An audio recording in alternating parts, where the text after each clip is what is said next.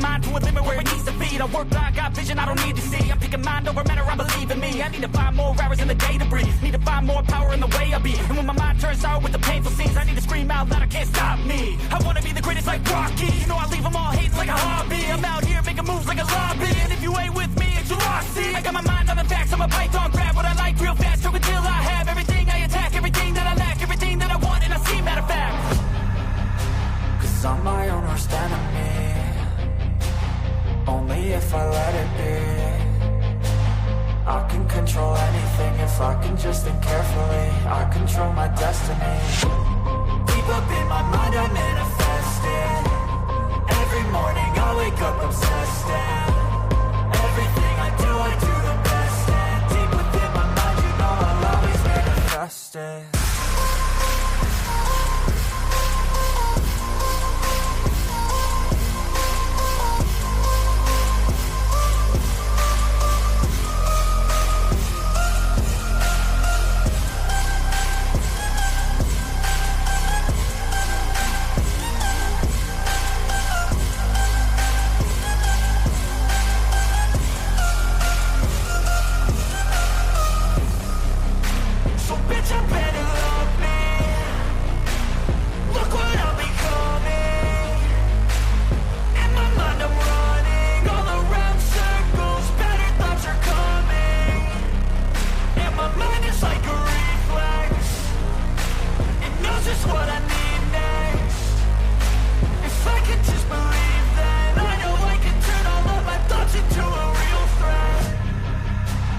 I'm my own worst enemy.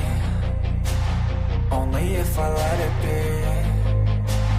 I can control anything if I can just think carefully. I control my destiny. Deep up in my mind I manifest it. Every morning I wake up obsessed, and everything I do the best. And deep within my mind, you know I'll always manifest it.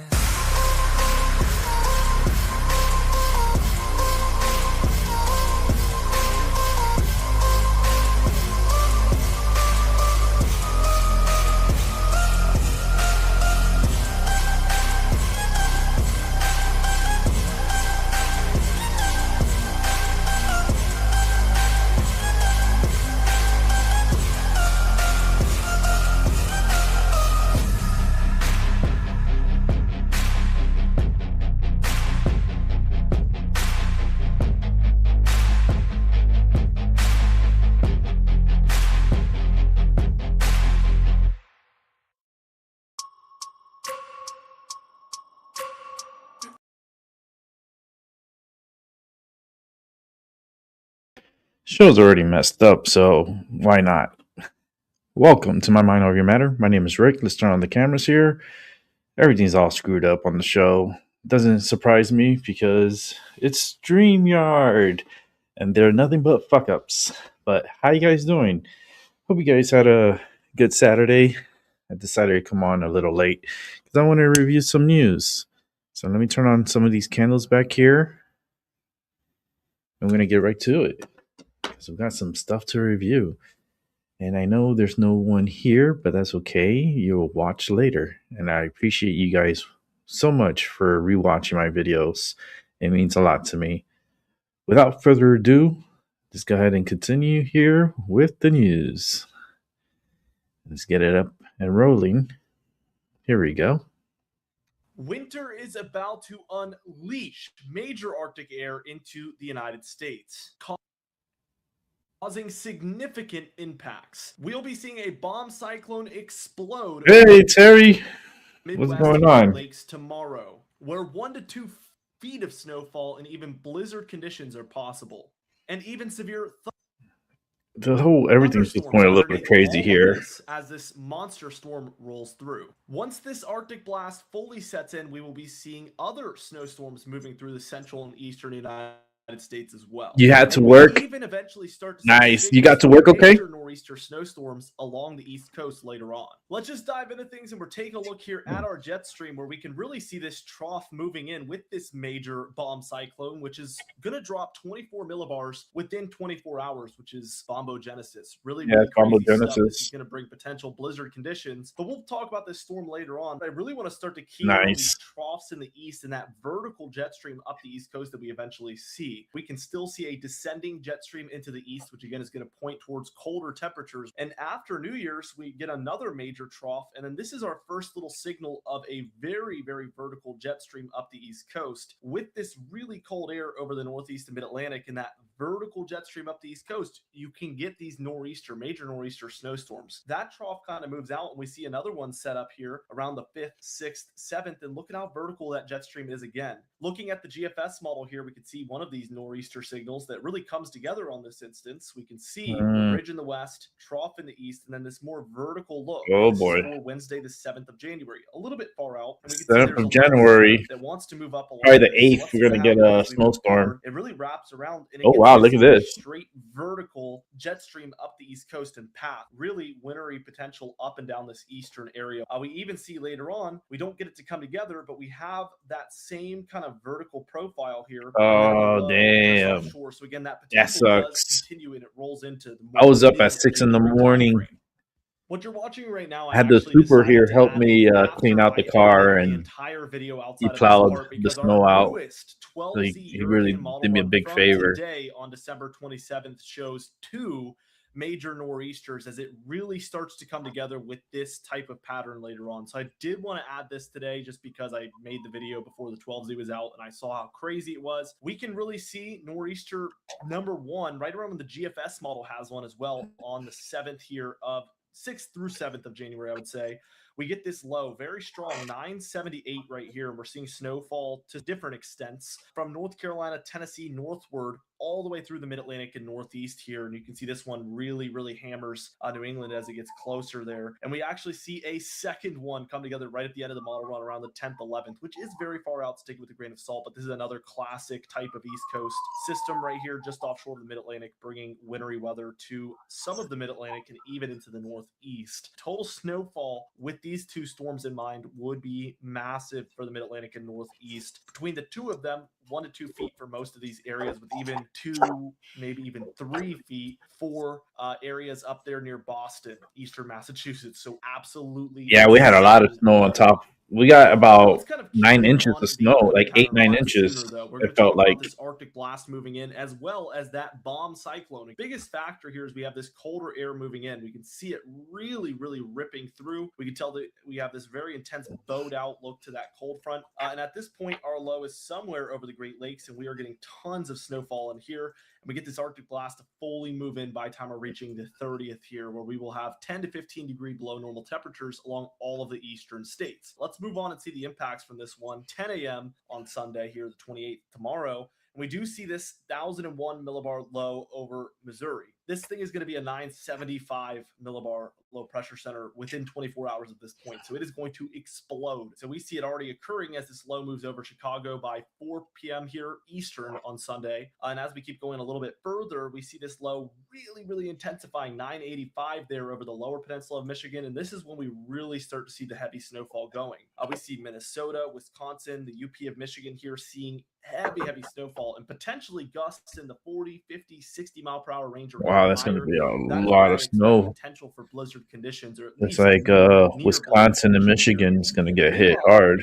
We have a severe weather event ongoing. Right now, we have a marginal especially risk. Even get a slight risk Minnesota, where states like Missouri, Illinois, Indiana, Kentucky, Tennessee, Arkansas, maybe even northern Mississippi need to be watched for some damaging wind, maybe even a tornado or 2. As this that's going to develop some tornadoes. On Monday, we still have heavy snowfall for the upper peninsula of Michigan, now the lower peninsula of Michigan, and we have a 973 millibar low pressure center there over Canada. So this thing has just entirely bombed out, as we mentioned. And as we move on, that does eventually come to an end. Total snowfall for this storm, according to the European model, would be massive. up to a foot of snowfall for southeastern Minnesota, northern Wisconsin, definitely the UP of Michigan, where I think the heaviest totals will come in. 2 or even 3 feet of snowfall could occur here. Then a lot of the lower peninsula maybe getting around 10 or 12 inches. Yeah, they always get hammered with snow, especially with the damn lake effect. If anything, maybe up to a couple of inches. Blues is 2 to 6 inches of snowfall. And the thing is that they had to go up on their roofs to remove the snow, because if they didn't, the snow would cave in the house. Like the roof would cave in. So they had to go on top of their roofs to remove the snow. Other snowstorms soon. Really seeing a lot of these frequent and in this pattern, kind of like we've been seeing. And for tomorrow, this is Sunday into the not too long ago either. Like it was just like a few years back when Buffalo got hammered. In the lighter greens, where we expect they got hammered early in the season. Possible to still heat every watch warning and advisory. We do see that level 1 marginal risk set up again for a lot of the deep south states, Midwest, and then into the Ohio Valley, where we're talking. I have family over in that area. Severe weather reports coming in. There is a chance that sets actually they're over in Rochester. Linear storm mode, and that would create a lot more wind-driven. But I've been to Buffalo. I think that we're likely to get a slight. Probably when I go back up there again, I'll go to Buffalo tomorrow. But we'll see what ends up happening. Looking at the temperatures, you might be wondering, like, it's winter time. It's pretty far north for it, but we do climb up into the mid-60s, even as far northward as areas in lower to central Illinois, lower to central Indiana. These areas are getting up into the 60s, which is really sufficient for severe weather. You don't need much higher than that. And when we look at the CAPE, which stands for Convective Available Potential Energy, this is thunderstorm fuel. That's all you need to know. So the more of this we have, the more potential for thunderstorms overall. Up through the deep south and then into Sunday, we see a lot of this for Missouri, Illinois, Indiana, Kentucky, Tennessee. And as that line rolls through, it does come to an end in the overnight hours as the humidity and temperatures come down. So the simulated radar here, as of now, we start to see some thunderstorms and showers, perhaps up there for northern Missouri, northern Illinois, but I don't expect that to be the main area to watch for severe weather. It's really what sets up later here in this kind of underneath corridor. This is 3 p.m. This is the pocket we're watching of these thunderstorms developing for potential severe weather. And as we can see, it eventually becomes quite linear. And what I mean by that is it's just a line. This isn't scattered about discrete thunderstorms. This is a line of thunderstorms. And a lot of times these can set up with strong winds, especially when they're moving fast. And I do expect a lot of impacts like that, especially for northern Arkansas, southeastern Missouri, and into southern Illinois. And this will eventually reach into southern Indiana. As you can see, this is 8 p.m. here on Sunday, in through Kentucky. And then eventually that line does die down as we reach kind of the overnight of Sunday into Monday, the 29th here. Let's start to talk about some of our other snow threats, though. And we do see a clipper system moving through a lot of the upper Midwest, Great Lakes, Ohio Valley, Mid-Atlantic, and Northeast just around New Year's. So here's New Year's Eve, where we are seeing lake effect snowfall still ongoing, by the way. But here comes that clipper for Minnesota, Wisconsin, Iowa, Illinois, Michigan. It's starting out there right around 10 p.m. New Year's Eve.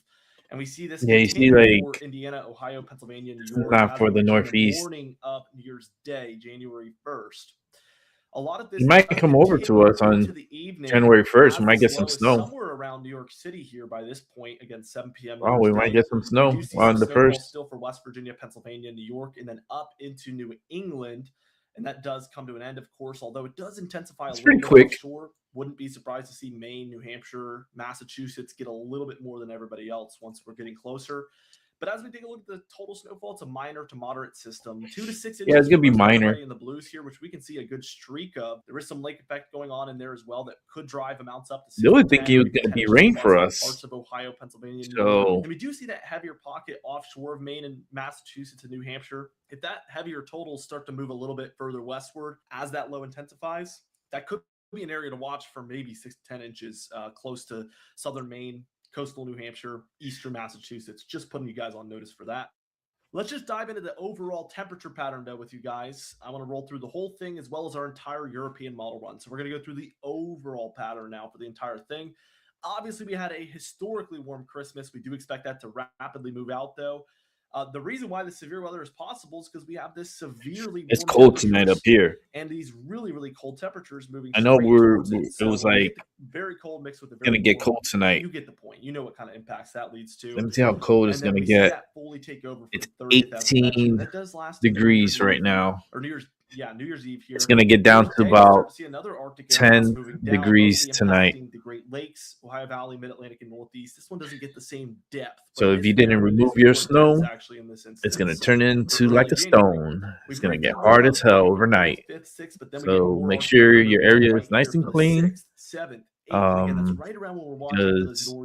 the snow is going to get another Arctic blast starting to move turn into little icebergs. The 9th, 10th, 11th. So frequent Arctic air masses moving in, a more vertical jet stream than I can really say we've seen in probably 2 or 3 or 4 winters. So January looks exciting, guys. It really, really does. I'm super pumped for this. As we look at the just general storminess, again, we get this bomb cyclone really, really taking over for the Midwest, Great Lakes. This is an intense system, maybe going to be one of the strongest, if not the strongest systems of our entire winter. Just pointing that out as well. We see that one roll through. And again, the Clippers start to get going there for a lot of the Midwest. Wow, look at this. Mid-Atlantic around New Year's and after. Around New Year's, we're going to get some snow. That we saw earlier in December. Here comes they got a little system come through. As you can see, and then we get more Arctic air. The little nor'easters. 6 is when we transition to where we're getting these lows climbing straight up offshore the East Coast. We have tons of Arctic air along the east. I mean, oh boy. On this example, this is very far out, so take this with a grain of salt. But I mean, yeah, we see Arctic air, very cold temperatures, to where lows are probably down to Florida for areas in southern Georgia, South Carolina, northern Florida. I mean, with this type of setup, we start to talk about things like last winter. It's so far out that obviously this is a detail that is very likely to change. But yeah, it always changes. Showing as of now, we do see the Northeast really cash in on some heavy snowfall in this European model with another very intense system, 971. So 6-7, so it'll be overnight. 6-7. I don't know what that means. It's stupid. Maine, bringing heavy snowfall, probably strong winds. It's so far out though, but that does lead to those types of impacts. Ooh, looks like an ice storm is coming. This one's interesting right here. We get this. Ooh, that's going to bring a lot of ice. Great Lakes. But I think more thunderstorms and severe weather underneath for the deep south, southeast, and even Tennessee and Kentucky. Tornadic weather. Possible. So we see multiple threats for more severe weather as well, which, by the way, in our Discord server, which you can find in the description. Yeah, we're going to get an ice storm on the 9th, 10th, probably the 10th. We're doing a trial run for tomorrow. So be sure to join today. Get in and participate in that trial run and be a part of that year-long contest. It's going to be so awesome. This might be one of our first. Wow, you see, that looks like I had to pause them for a second but it seems like an ice storm for the 9th. But this is always subject to change. But damn, over where you, Terry, look at this. It's right up in the northeast, the northwest corner. And that's a lot of ice. That's probably more than about a quarter of an inch to probably half an inch. Maybe an inch on ice, and that's really crazy. So we're gonna have to pay attention to the weather, because, like I said, it's always subject to change. It's a day-to-day thing. We only look at the outlook just to give us like an insight of what can happen, what's the possibilities, but we won't know until probably a day or two before the storm hits. So this is all subject to change, and let's keep it moving because we got more to watch.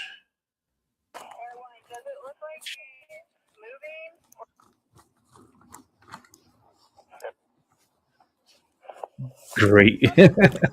Yeah. So January 9th, January 10th, there might be an ice storm.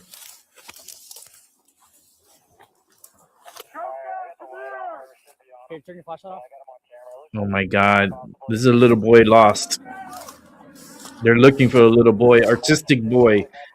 This is the second time he's done this. Second time cops rescue artistic boy. Oh my God. Okay, we see him. His chest is above the water. Hold on, don't. Oh my God. The little boy's in the water. Are you kidding me? Okay, he's good. He's just sitting here. Good job, everyone. How is this little boy getting out? Waist deep for us. Oh, you gotta definitely change the locks. And oh my God, look how deep. We're gonna need him. This water's really cold and shaking. Oh my God, the water's cold. And he's in the water. Oh my God. You're Coco? Oh my God. You're okay. We're gonna get you a blanket, okay? Come here. Oh my God. Got you, buddy. Good boy. Oh my God. Yeah. Glad we got him. All right, good. Oh, poor little boy. This is the second time All this right, has happened Coco. to him, but he is artistic. He His doesn't dad? know. Are you his dad? Yeah. Oh, his dad. Coco, man. Oh my We God. have the fire department coming just to check on him, Papa. Okay. He's laughing. Here, why don't we put him in a car with the heat real quick? He's got to be cold. The little boy's laughing. This was last year. Coco, This is the first time. he's out here somewhere. Hey, I got him. Let Coco in the water again. Oh my God. That was the first time. Yeah, he likes cold. Listen, man, this kid, he likes cold swims. Like, it is what it is. It's what he likes. He likes cold swims. Much of the state is digging out from a significant snowfall. As you wake up, crews spent all night working to clear those roads for you. Your reporter, Owen Kingsley, is along the Route 9 Connected did a corridor. great So, Owen, job how's it looking over out there? here with the snow removal from the major It's looking roads. pretty good. It's awfully chilly. Jill was right about that. If you're coming outside, make sure you bundle and layer up. We are right Yeah, here next it's to gonna be a Route cold 9 night tonight. here in Middletown. Folks, again, clearing out. You probably hear the snow blowers around me. Lots of people, and really every area. We finally found a parking lot here that was actually nicely plowed, but lots of folks cleaning up. Route 9 is right here behind us, one of many state roadways that DOT was making sure they were prepared to clear up. This is obviously the weekend after Christmas. More than 900,000 people in our state traveled for celebrating Christmas, and many of them this weekend looking to come back home, or thousands more just passing through. More than 600 Yeah, tonight is a miles of the big vehicles clearing state highways. More than travel 200 day for others people go on back. standby, They're going getting back ready home. for this storm. Here's what DOT said about that prep, getting ready. Tomorrow is going to be keeping very those roads busy at the safe. highways. This is what we do. We know how to clear snow. We ask the public to be our partners with this. Stay off the roads if you can. Give us the space we need to do our job safely and effectively. And whether this storm ends in 6 hours, 12 hours, or it goes 48 hours, we're going to be out there. We'll take the necessary safety breaks, but we don't go home until those roads are clear and our job is done. And those highways right now looking pretty good, pretty clear. A lot of pavement, very little snow on Route 9 right there behind us. We're going to continue finding more folks who are just starting to get up, waking up this morning, headed out, starting to clean up. It's what we're all doing today. Your reporter live in Middletown, I'm Owen Kingsley, Channel 3 Eyewitness News. That's crazy. Let's keep it moving. Violent attacks against ICE agents reaching dangerous heights this year. The latest attempt happening in Maryland this Christmas Eve. The ICE agents were conducting a detail. They approached a white van. That van attempted to run agents over. The ICE agents fired at that vehicle. That vehicle accelerated, coming to rest behind me in a wooded area behind these homes. That incident prompted the agents to fire their weapons in self-defense. DHS says the driver and the passenger of the van are both in the country illegally. The driver, who is from Portugal, had overstayed a visa that expired back in 2009. Let's bring in Deputy ICE Director Madison Sheehan. Madison, good morning. Good morning. Thank you for having me. Great to have federal agents. The numbers are eye-popping. Up 58% against Customs and Border Protection agents. Against ICE agents, up 1,300%. Staggering numbers there on your screen. So what's your reaction to those numbers and any update on the incident in Maryland? Yeah, it might rain on New Year's Eve night. That's going to be interesting. Let it rain on Mandami because he's going to be sworn in at midnight. Officers being in situations where people are using vehicles and weapons to attack them. You know, ICE officers go out every single day and enforce immigration law as it's written. We're going out and doing our jobs. And when people interfere with that and cause harm to federal officers, that's a real problem for our officers. And it not only puts our officers in a horrible situation and put them at risk, but it also puts the aliens at risk when we're going out to conduct law enforcement I've never gone operations. to New The York for driver New from Year's Eve. Portugal had overstayed a visa since It's just 2009. I never like to be 16 around too many years. people. Does that surprise you? Always been like that since I was young. No, it does not. What we've seen is that the Biden administration Like I've done the clearly has Miami not enforced the law. President celebration Trump and over in Secretary Noem Miami. have I've allowed done us to that go out before, and do our jobs. And and as we continue to issue it was cool, final orders of but I removal, was we also know uncomfortable. that we have about I don't like to be 1.5 around too many million people. people on final orders of removal that need to But leave this I country, went with and they can use friends, the so it made CBP it a lot program to easier. do so, or they can be encountered by ICE and be arrested by ICE officers. We are going to enforce the law. We're going to go after the worst of the worst as well. We're going to go arrest gang members, murderers, and rapists. And that's what our officers do every day. They keep the American people safer every day that they're out on the streets. A coalition of migrant truckers is suing the California DMV, saying the upcoming revocation of commercial driver's licenses threatens their livelihood and will upend the economy. From the What? lawsuit, quote, the sudden loss of their ability to work threatens not only their livelihood, You're not but supposed to also be the working. You're supposed not from this supply chains country. and services So on which the that public lawsuit depends. doesn't make any fucking What's sense. your reaction to that?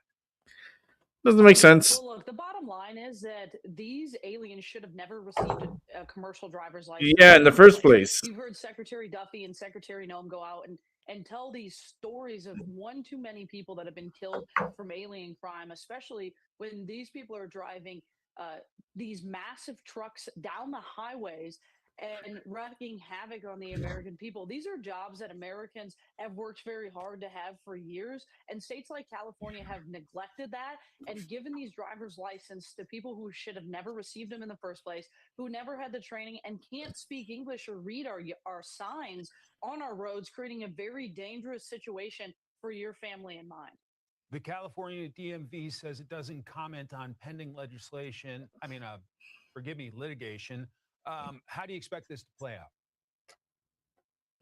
Well, look, we don't comment on ongoing litigation either, but what I can say is that we need to make sure we're enforcing law. We need to make sure people that are trained to drive these trucks are out on the road doing so, and people that are not trained to do this are not on the roads. It's a pretty simple concept for us to be able to go out and enforce the law, and President Trump and Secretary Noem have allowed the men and women of ICE to do that, and we'll continue to do that and go into major cities and work with state and locals to go after these drivers who shouldn't be on the road in the first place, many of whom have convictions outside of them. Yeah, I think that was crazy when that CDL happened trucks. with Green Day. We've arrested known terrorists who are moving goods throughout the country. We've arrested people with other crimes as well, and we'll continue to go after those people as well. And a number of these folks have been involved in deadly crashes. One would think that might have an impact as well. Absolutely does. We've seen this in states like Florida, and Governor DeSantis has stepped up. We've seen this in Oklahoma, and Governor Stitt has stepped up. Governor Braun in Indiana. We have these fantastic partnerships nationwide to allow us to enforce the law on the major highways in partnership with Secretary Duffy's team. And Secretary Noem has gone out and really taken the forefront of this issue to make sure that the people who are out on our roads are driving legally and with the proper licensing as well. Deputy ICE Director Madison Sheehan, thanks very much for being here. Hey, it's Will Kane. I don't Click here understand to that. subscribe to Like, these people came into this country illegally, right? So they came in illegally, and they're driving on our streets illegally. They got a license. They don't know how to read English. They don't know how to read our signs, but yet they got a license, and they're driving these 18-wheelers all over the place. Huh. I wonder what else they were transporting all over the place in those vehicles. Hey, it's a lot of crazy shit that's going on in this world, and I don't trust it. When I smell shit, it's shit. And there's a lot of, like, really dark forces that are against us here in the United States. And they're hidden within our society. and the Democrats are protecting them at all costs. And Trump needs to sign the Insurrection Act to please get these individuals and all foreigners that are here illegally out of our country immediately. Like, no more games, no more of this bullshit, no more of this protests and bothering ICE and throwing things at ICE and like degrading them. No more of that. If you interfere in ICE, guess what? You're going straight to jail. No questions, no nothing. We're not gonna play this. Oh, you're gonna like bond yourself out with like $100. No, this is no. You're going to a federal jail. We're not playing those games no more. Interfere in ICE, a year in jail. Mandatory. That's it. Put your foot down. Trump is dragging his foot. You know, I know he's been busy for the first year. That's why he needs someone like me on his side. Because I'd be telling him, dude, we gotta sign this paper. We gotta get these motherfuckers out of here, sir. Because prices are way too high. That them leaving our country is gonna fill in. We're gonna have so many jobs available. We're gonna have so many opportunities available. You're gonna have many homes and apartments available, and the rent is gonna be cheaper because they gotta fill in these spots. So there's gonna be a lot of availability, and our gas prices are gonna come down because remember, these people are not using our resources, so our resources, the prices are gonna come down. Like listen, stupid. I'm giving you the answer, and you just gotta fucking do it. You gotta get these motherfuckers out of here. End of story. You know, you had your vacation. Congratulations. Now you gotta go home. So with that said, let's keep it moving. The fuck is this? Oh, this is the New Year's shit. Look, the New Year's. The design this year is based in a circular fashion, so it's a disc, not circles now. which really represents infinity. So it's the idea of infinity, never-ending hope, always looking forward, innovation, looking ahead. You sound stupid. You and your crystal ball look stupid as fuck. And you're drinking on the job too? This is the New Year's Eve Times Square ball, adorned with 5,280 Waterford crystal discs. For what? Might as well just put the whole thing as a digital screen. The design this year is based in a circular fashion, so it's a disc, which really represents infinity. So it's the idea of infinity. Infinity of what? Never-ending hope, always looking forward, innovation, looking ahead. You sound stupid. Life is always going to go ahead. We're already doomed. From the day we were born, we were doomed. We had a timeline already set for us.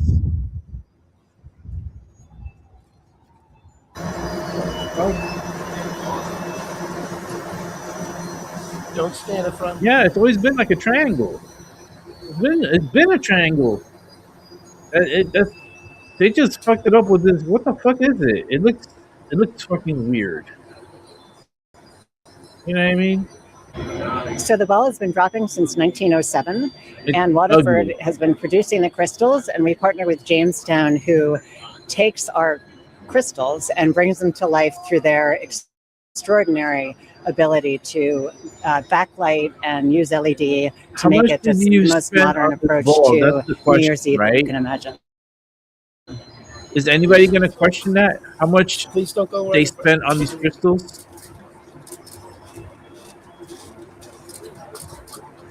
That's so stupid.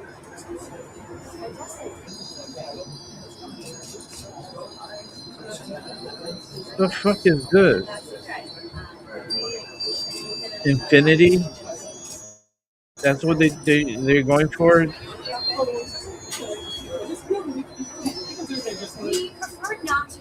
I wonder how much this motherfucking ball costs. I'll tell you right now, I ain't motherfucking cheap.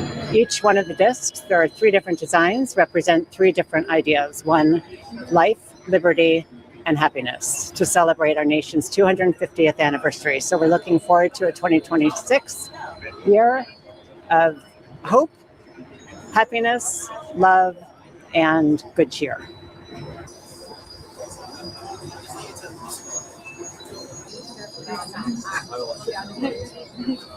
Where he's panicked down, so I see what he's doing. I don't want to walk in front.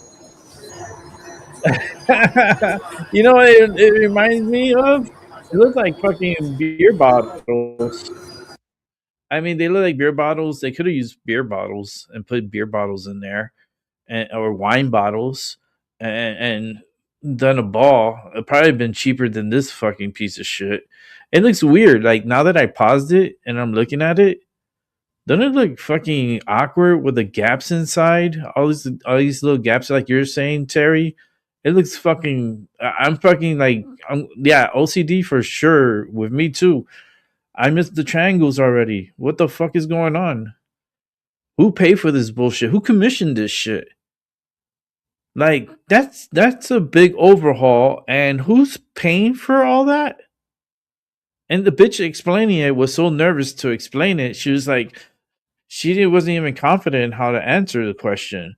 She wasn't even confident at all. She was like given the script, and she's out there just talking like a dummy. Oh Lord, this is crazy, man. I don't like the ball. I don't like it. It's stupid. Like, that one looks odd. Like this one right here. You see this one right here? I just paused it right in the like. This looks odd right here. And then why is it like so off color compared to like I don't know, dude. What are they going with this? This is who. First of all, like who made this decision to change the ball? Because like the triangles were really cool, and it was like it was so nice. Like they were so beautiful, and I know at the end, like you can even purchase like the crystals and stuff. And I think the purchase, like the money would go to charity and stuff. You would go to Tiffany's in New York City, and they will sell you a piece of the ball, like the crystal from the ball. That was like pretty cool. But this round shit, what the like? Those are big gaps. Yeah, right in the middle, there's a big ass gap. Yes, U.S. taxpayers are paying for it. Fuck my fucking life, man. But like right here, like you see this, like there's little balls that's just off. But like there's like you can see like I don't know, like they're like it's noticeable like the gaps, like all around because they're round. So round is not connected. So how is this infinity? How is this?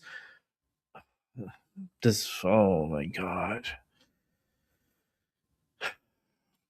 It looks so ugly. Okay.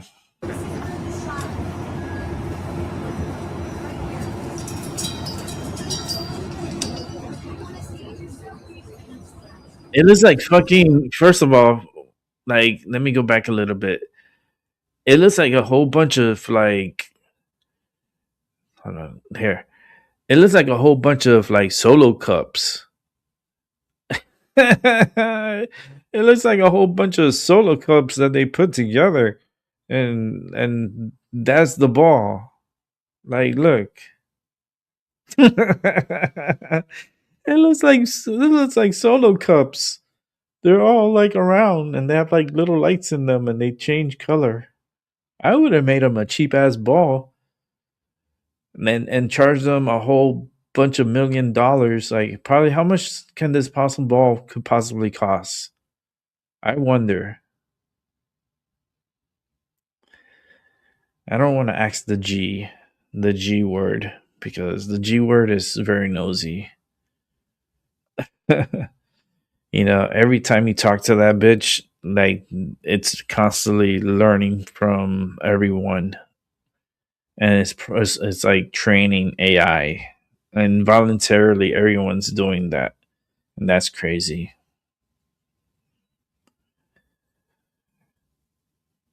But a whole bunch of balls are going up like to the top, and next week we have a drop here. Mandani's going to be sworn in here. Right here, Mandani's going to be sworn in as the new mayor of New York City. Oh, goodness. Torture me now. 4 years of Mandani. Here we go. Let's keep it moving. New rules for animal shelters and rescues taking effect today. What? Across New York State, it is aimed at improving care standards for pets. But some animal rescue groups say those good intentions could come with serious unintended consequences, especially for small, rural, and foster-based organizations. Our Gary Robinson Jr. talked with the Oswego County SPCA about why they fear animals could be the ones who suffer the most and what they're asking lawmakers to change. New statewide standards for animal shelters and rescues took effect Monday, setting strict rules for vet care, daily socialization, and housing conditions. The law, known as Article 26C, was designed to improve animal welfare. But rescues like the Oswego County SPCA say the way it's written could do the opposite. We're concerned about Article 26C, the law that is going into effect today, and how it's going to impact rescues across the state. Every animal will need 20 minutes of socialization a day, which in theory is fantastic, but rescues are drowning right now. Tanya says her organization is not opposed to strong standards, but says the law applies large brick and mortar shelter rules to small volunteer and foster-based rescues. That includes costly upgrades, heavy daily paperwork, training requirements, and strict limits on how many animals rescues can take in. Without smaller rescues, larger shelters may lose a key pipeline that helps prevent overcrowding. And when that pipeline breaks, Tanya says animals pay the price. So our concern is the unintended consequence of this law is going to be the rescues shelters locally are going to have to make tough decisions for the animals, whether they choose not to intake them and they'll be left on the street or in situations that are less than desirable for them. She warns that if fosters walk away, rescues collapse, shelters fill up, and healthy, adoptable animals could be turned away or euthanized due to lack of space. State officials say the law is meant to protect animals and that the first year will focus on education, not penalties. State Agriculture Commissioner Richard Ball saying in part, quote, "Our goal is to assist our shelters through the transition phase this next year, ultimately ensuring that these new requirements in animal care are met and that we continue to have happy, healthy companion animals finding their forever families." We're not saying scrap it. We're saying let's amend it so that it fits. It works for rescues so that it works for the animals above all. I'm Gary Robinson Jr. reporting. All right, Gary, thank you. Coming up on NBC 30. That's interesting, New York. I mean, cats are important. That's for damn sure. And I love my cats. We all are cat owners. A lot of us are cat owners. And we love our fur babies. So protect our fur babies. They don't have a voice. We do. And I protect my babies to the death. Trust me. All right. Let's keep it moving here. And let's watch. Family in Fulton County preparing their first Christmas without their father after police say he was shot and killed outside of a fast food restaurant earlier this month. Channel News' Michael Seiden is live in Palmetto tonight. And Michael, you learned this father he was County, Georgia. that his daughter was safe. Yeah, the victim's 19-year-old daughter worked here. She told me that her father was simply doing what any loving dad would do, stepping in to make sure his daughter was okay when her coworker shot and killed him in the parking lot of this Bojangles. Oh my God. Oh, I still haven't processed it yet. It doesn't seem real. For the first time in her life, 19-year-old Amari Goodman is preparing for Christmas without her father. Oh my God. 43-year-old Dominique Goodman, who was shot and killed earlier this month in the parking lot of this Bojangles in Palmetto. I don't even want to celebrate Christmas because it doesn't feel right. Amari says she was working her shift at Bojangles when she says her manager, Maurice Evans, began harassing her, a situation that escalated into an argument. Amari says she called her Oh my father for God. help. Police say Evans was told to go home, but instead he waited in the parking lot with a gun until Amari's father arrived. He isn't a man. Oh my Any man would God. have stood up to another man, had a conversation with them about their daughter. Tonight, Amari is remembering her father as an incredible man. What happened who to the led by guy? example. An ambitious dad of 5 with a baby girl on the way. Oh my God. You had a baby on the way? Very hardworking man. For family friend and attorney Robert Williams Jr., this case is personal. Mr. Goodman was my friend. He worked with me doing intakes and things like that in my law office. Oh my That's why God. this case really touched my heart. Williams says since the December 7th tragedy, he and his team have launched their own investigation into his friend's accused killer. There's evidence that this gentleman was using drugs during his shift at work at Bojangles. And tonight, Maurice Evans remains behind bars without bond. He's charged with murder and aggravated assault. As for this grieving family, as you can imagine, they've got a lot of bills, a lot of things going on in their lives. I They've hope set up a GoFundMe fucking page. If you'd like to help them out, Fannie we've Willis posted don't all fuck the this one details up. on our website, WSBTV.com. We're live in Palmetto. Michael Seiden, Channel 2 Action. I hope fucking fat ass Fannie Willis doesn't fuck it up. Her fat brain and her fat head and her thinking that she's the shit. You're not the shit. You're just a piece of shit. Ugh. It's crazy, man. Crazy times we're living in. Crazy times we're living in. At a moment we were living in the upside down, and now it's the right side up. And everything's just slowly trying to get like accountability back. But how can we make accountability great again? The true MAGA way. Like, we need to bring these people to justice. Like Fannie Willis, I don't even know why she's still Attorney General. I don't understand how Letitia James is still an Attorney General. Like, there's no accountability. People don't get in trouble. Once you get into power, it's like you have like a force field around you. Like, you cannot get in trouble. You're above the law. Even though no one's above the law, like Letitia James says, but apparently, I guess some people are. Go figure. All right, let's see what else we have here. All right, let's see what this is about.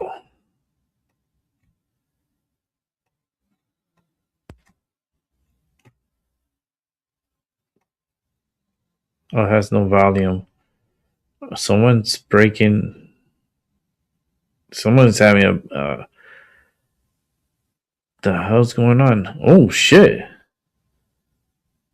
The hell?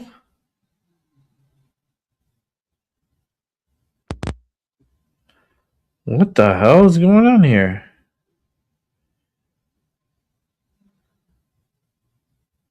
This is gonna take out all those shelves. Oh my god. Oh my god. And they can't do nothing. The safe is stuck there. Oh my god. What a fucking mess. They're still trying to take the safe out. Oh, look, from the outside. But what made them...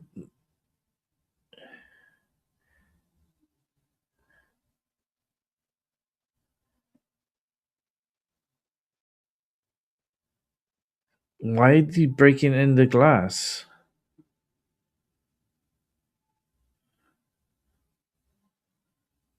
And there was people there. This guy runs... Oh, and there's bottled waters there too.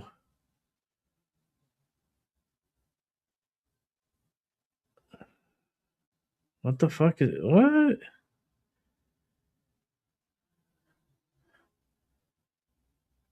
So he takes off. Doesn't even take it out. It's stuck there. What the fuck?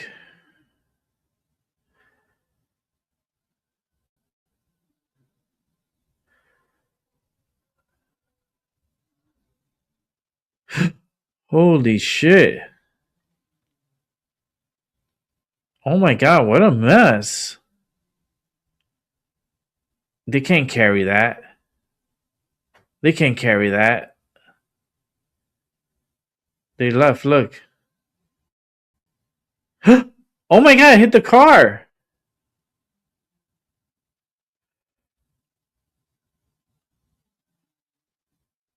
Oh my god! Look! It's taking the whole.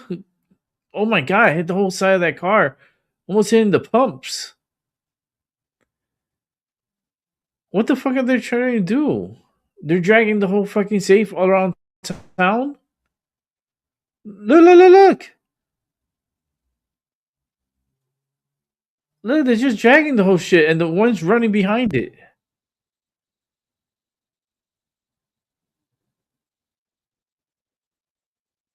Oh, this is from a different angle. So they got different angles. Oh my god. You see this shit, Terry? Yeah, no sound.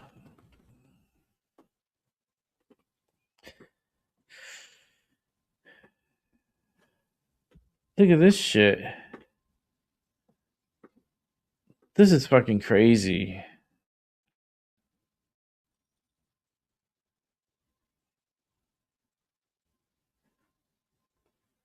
But the way they destroyed the inside of the store has me like fucking pissed.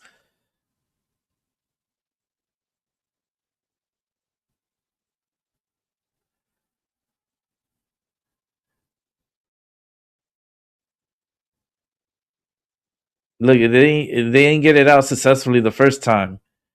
So he tells them, "Oh, go again."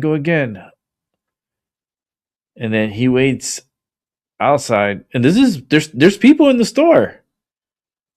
This is not like the store is closed. This is not like it's overnight or anything. This is like during probably like what, 9 o'clock at night, 10 o'clock at night, maybe 11 at night. I don't know what time at night this is. Let me see if it has on the, if I can see. So 3:03 in the morning. So it says 3:03. And if it's military time, this was at 3:03 in the morning. And the store is open. They have people in there. And look, they're dragging. Look, it's dragging the safe. And look at the guy running. What the hell? Well, no, what's freaking me out was this right here. Let's go back. This is what freaked me out. Look how he jumped in. Oh no! We're gonna have to watch this in slow motion, okay? Because we're just gonna have to watch this part in slow motion. Like, look, there's people shopping inside. It's 3 a.m, but it seems like it's a busy gas station at that time, right? The safe is back here. The ATM is back here. Okay, that's a long ways from. They're trying to get it out from this window over here. Okay, so the genius jumps out, crashes into the sodas here, almost hurting himself, and oh my god, look at all these potato chips. They have Doritos, the blue, they have the spicy ones. They got a whole bunch of chips here, and the other side too. I'm pretty sure they got some good chips, and the Pringles up here. This is Mountain Dew. This is Pepsi. Then they got the cans down here. And then over here too, they got like a whole bunch of candies and goodies. All right. And it looks like a gas can or something over here. So I'm pretty sure they have like for cars, they have like gas cans and just like small repair stuff they probably have here. So they're after this ATM. So the guy comes through here, goes all the way around, and hooks it onto the ATM. And this ATM is going to wipe everything out of here. I'm going to do this in super slow-mo. Yes, it's been a while since we've done super slow-mo. So we're definitely going to super slow-mo on this one. And you're going to see all together how crazy this shit is. Here we go. 3:03 in the morning. Yeah, that's fucking crazy, man. Look at this. Look. This guy's wondering what the fuck is going on here. Someone's breaking into the glass, and then watch how this guy falls onto the glass. Like, I'm gonna make it big. Look, watch. Watch. It's funny. Watch. He's trying to break through. He's trying to break through the glass. There's people over here looking like, what the fuck's going on here? Like, what is happening here? And you're gonna see the guy come and fall right onto the sodas here. He's gonna try to play it off, but and then he comes running this way. But here he goes. Look. Oh, boom! He hit his face on the shelf. Oh Lord. Let's see if we could go back a little bit on that one. I have to see that one again. Right here. Here we go. Watch. Boom. And then he's like, "Oh shit!" And then he goes, "Oh, the mission." So he unhooking the hook from whatever that was there. This guy's like, probably has a concussion from, and he has gloves on. He's wearing all black.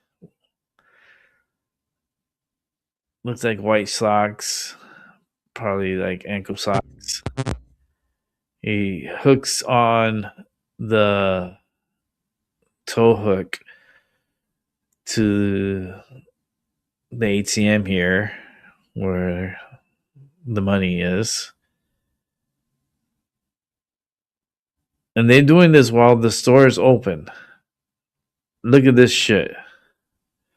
And he's lucky he's running right in between. Look at this. Where he's running. He should have went down this row here. The back row, but he went through here. This could have killed his ass. This could have killed his ass because it's in a U, right? So this is gonna come straight this way and take everything out because it's coming to this point. This guy is not smart. He's lucky he's fucking alive. He is fucking lucky that he's alive. Watch this.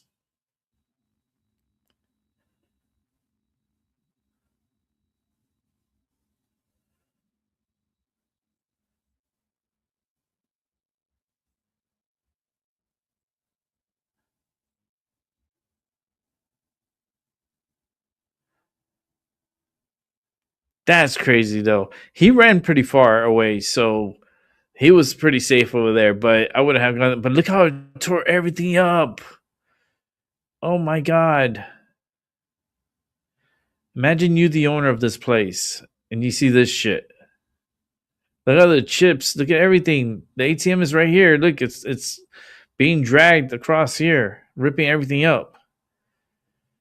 It took out all those shelves. Like destroyed the whole place.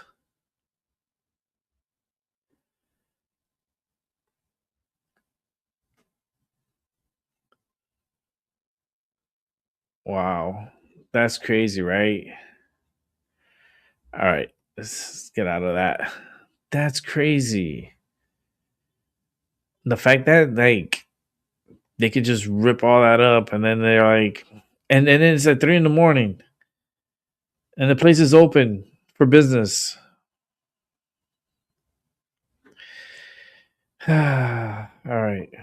Let's keep it moving. We got still more to watch.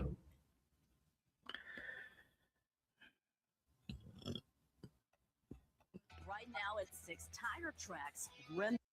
Deadly crash in Southeast Houston. In surveillance video, you can hear the screech of those tires before the violent impact. Wow.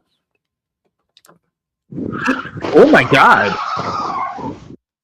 Houston police say a woman standing in her own driveway was hit and killed, a mother of 4 children. Oh my God. HPD says it happened on Quarter Street near Zoli Scales Park. The man behind the wheel, according to investigators, was chasing after a girlfriend after the two got into an argument. ABC 13's Maya Shade tonight with that tragedy captured on surveillance video.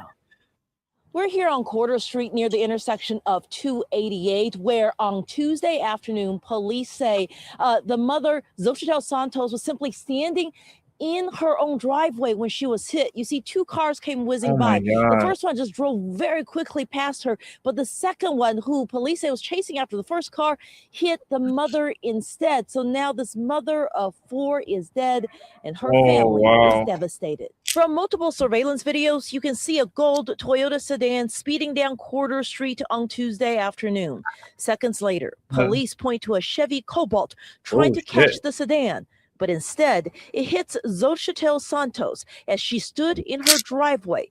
Listen to this moment of impact. Oh, I was just in my room, which is right in here, and I just heard a loud crash. I didn't know if it was like off in the distance or something, but then I heard the screams and they sounded like a lot closer. So I put on my shoes and I ran upstairs to see what was going on. According to Houston police, as well as witnesses, the argument that led to this tragic crash actually started around the corner here at the Vermilion Apartments. Neighbors say a man and his girlfriend were having a heated argument in the apartment parking lot. In surveillance videos, you can see the gold sedan, police say, being driven by the woman, take off from the complex. A few moments later, the Chevy, being driven by the man, follows suit. They round the corner, and the Chevy allegedly crashes seconds later. Robert White watched it happen from his office cameras. Well, I just saw a car coming out the apartments and speeding around the corner. It just happened with looking on the camera.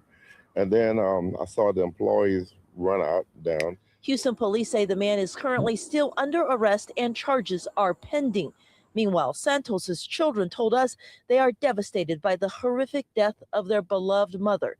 Neighbors like Wallace remain in disbelief. I'm so mad that people just engage in just reckless stupidity, and now somebody lost their life. Oh, children lost their mother over something stupid, probably something literally that does not even matter, because they wanted to speed through a residential area.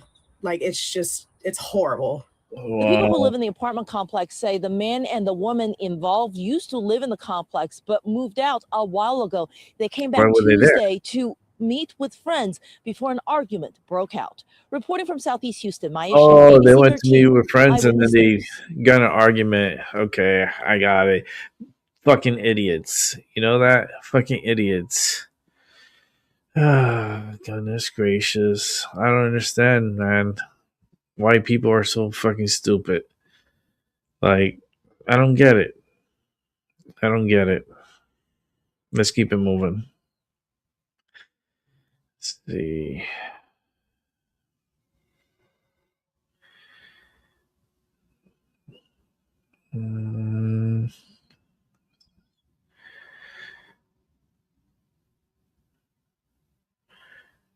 All right. I guess it's a little bit about the weather. Let's see what this is about. Alrighty, let's talk about this. More images to show you as this winter storm charged across the Northeast. Snow beginning to fall before sunset yesterday in chilly New York. Now, that's the Monroe County, just southwest of Rochester. Cloudy skies this afternoon, highs in the mid-20s. Could get over an inch of rain there tomorrow night. The next chance for snow will be Monday afternoon into Monday night. That's right. We have another system that's going to be rocking and rolling throughout the Northeast. So let's take a look at what's ahead for the rest of this weekend. So again, we got some snow today for the Northeast. We get a nice little break, maybe a couple of those flurries like we saw there with Robert Ray. But by the time we get into tomorrow afternoon, that's when that next system rolls on in. Now, I want to point out one thing specifically because it's this low pressure system that's going to stay well to the north. Why this matters is it's going to allow for a lot more of that warmer air to push in from the south.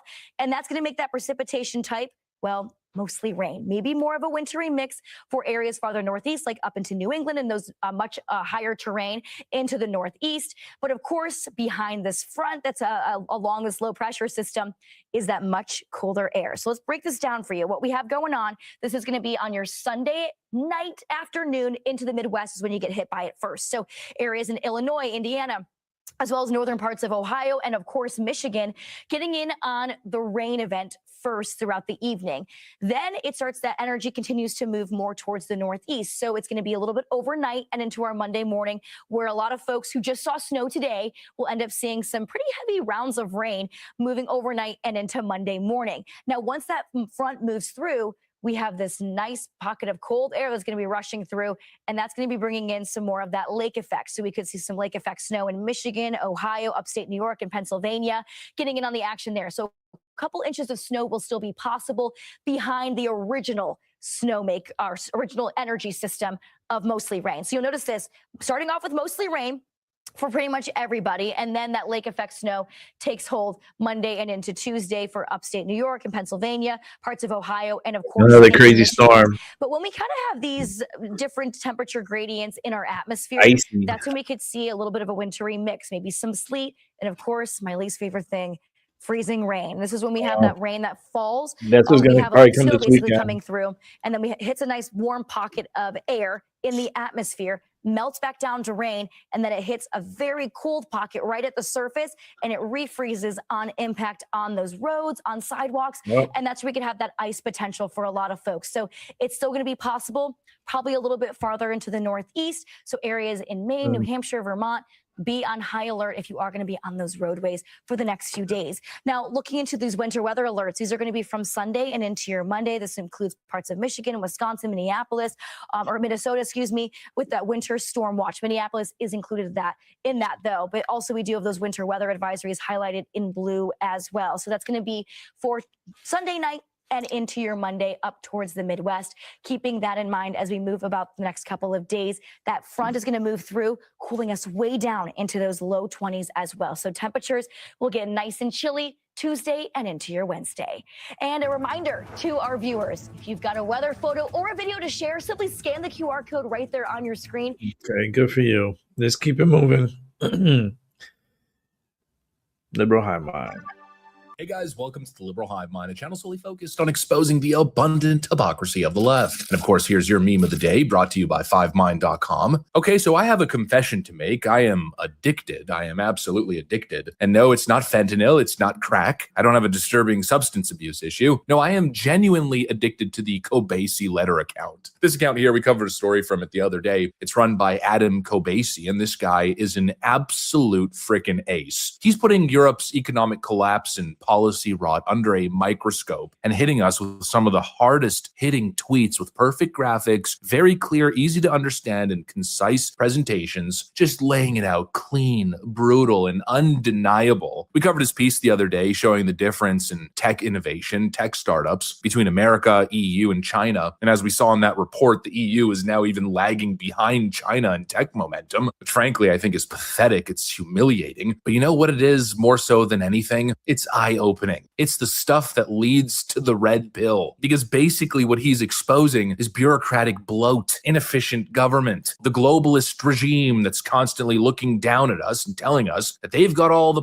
policies, they've got it all right, and Donald Trump, he's the crazy person. He's the one with destructive policies. But once you see the economic analysis, it's obvious which nation is going down a path of assured self-destruction and which is not. The European Union and Canada, those are the freaking warning signs. And that's exactly what this Kobasi letter has been exposing, especially over the last week or so. And we got to continue talking about it. I want to show you guys some of this incredible analysis from Kobasi. But before we get into any of it, this video is brought to you by a sponsor. So let's first play that clip. This video is brought to you guys by American Hartford Gold. Donald Trump forward. A huge thank you to American Hartford nuclear all over X, the Kobasi letter writes, "You can't make this up. Google now has a literal line in their quarterly reports called European Commission fines. And apparently that accounts for $10.5 billion as of September 30th. And this is correct. This is real. Simply go to sec.gov, go to the Alphabet Inc. page, and there it is. Accrued expenses and other current liabilities. One of the lines reads, European Commission fines, $10.5 billion as of September 30th, 2025. $10.5 billion in fines. And of course, that number on itself is shocking. But then it gets even worse on the Kobasi follow-up post. Let me pull it up here. Let me post it on screen. He points out that in 2024, public EU tech companies paid about $3.2 billion in income tax, while the European Union fined American tech companies for 3.8 billion euros. In other words, the European Union is pulling more money by publicly traded tech sector. There's only one valid reaction to that. What in the literal F is going on here? Well, obviously, it's a damn racket. And again, it's more proof of the failed left-wing worldview. When a government gets so addicted to regulation and punitive enforcement that companies like Google have to carry a European Commission's fine line item because it's such a normal recurring operating expense. Well, obviously, it's less about the rule of law. It's less about logical regulation, more extortion. It's a freaking productivity extortion racket. They're pretending it's about the safety of the people and consumer fairness and protections. Give me a freaking break. They're fining American tech companies more than they're collecting an income tax from their own companies. My friends, that screams the quiet truth out loud. The left-wing economic view has failed, and they are clearly in a state of absolute stagnation. They can no longer fund their own governments, fund their own programs, and so instead, they're funding through these ridiculous penalties. They're not productive, they're not innovating, they are stagnant. This is the proof that the left-wing globalist approach to governance has been a monumental failure. All the big promises, right? Trust the EU bureaucrats, trust the fancy people with the titles and the experience, trust all the academics and the economists. They promised competent management. They were going to build the modern economy, the economy of the future that works for everyone and that saves the planet at the same time. And what did they deliver? They delivered stagnation and a continent that cannot generate meaningful GDP per capita. And now this racket, this theft is what's keeping them afloat. It's what's bailing them out of their own shitty decisions. It's an absolute disgrace. But one thing it isn't is surprising, obviously, when you regulate your own economy into total paralysis. Well, then what do you expect? You think you're going to be leading the world of startups and tech innovation? No, of course not. All you've created is a bloated system that's now leeching off American productivity. And the worst part is that this is the track record. These are the results of the fancy EU bureaucrats that the Democrats so revere and want to model the entire American system after. These are the same people who have the audacity to constantly lecture us. Donald Trump is so bad, right? These EU bureaucrats are always freaking scoffing and looking down at us. Meanwhile, they don't have a freaking leg to stand on. And pretty soon they won't have a freaking pot to piss in. And well, I'll tell you, my view is a simple one here. I think we should expedite that process a little bit. I think the Trump administration should cut this off immediately, just like he did with Canada. Because you remember a couple months back, right? During the trade negotiations, the Canadian government tried passing a similar digital service tax of sorts.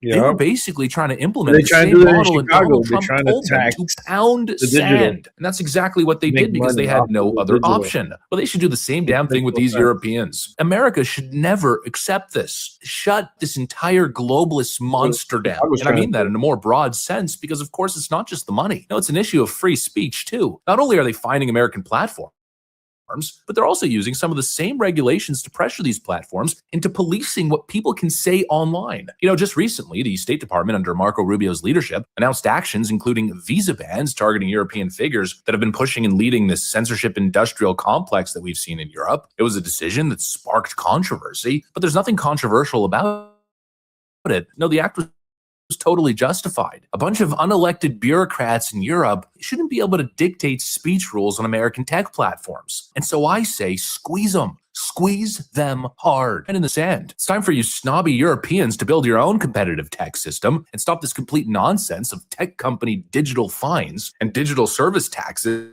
or whatever they name it. Build your own damn revenue sources and stop leeching off American productivity, and definitely stop the speech policing online, especially enforcing those policies on American companies. If you guys want to live in a speech-controlled nanny state and insulate yourself like China, how about that? Make your own damn platforms, totally controlled and operated by these EU bureaucrats. Enough of this leeching, this weaponization of regulations and strong-arming U.S. platforms. It's time to draw a line in the sand and tell these globalist clowns, these EU bureaucrats, to pound frickin' sand. What an absolute disgrace. What a fall-off. What a continued embarrassment the EU, Australia, and Canada continue to be. Anyways, that's what I got for you guys. Thanks for watching, and I'll see you on the next one.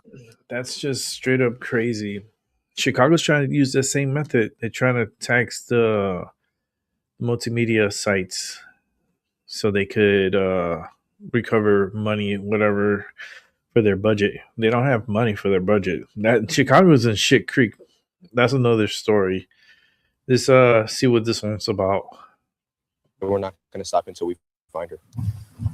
Ever since Camila Mendoza Olmos was last seen on Christmas Eve, family, friends, and loved ones are doing everything they can to bring her home. Every morning we have been meeting at the Wild Horse HOA Sports Park, and from there we get our groups around 20 with one leader that has experience with search and rescue and things like that. And on Saturday morning, they had a lot of extra help. In my group, a lot of them had no idea like who she was. They just saw the search on the news and they showed up for her, and I think that's really moving. People from all over town showed up to divide and conquer a 4-mile radius near Camila's family home.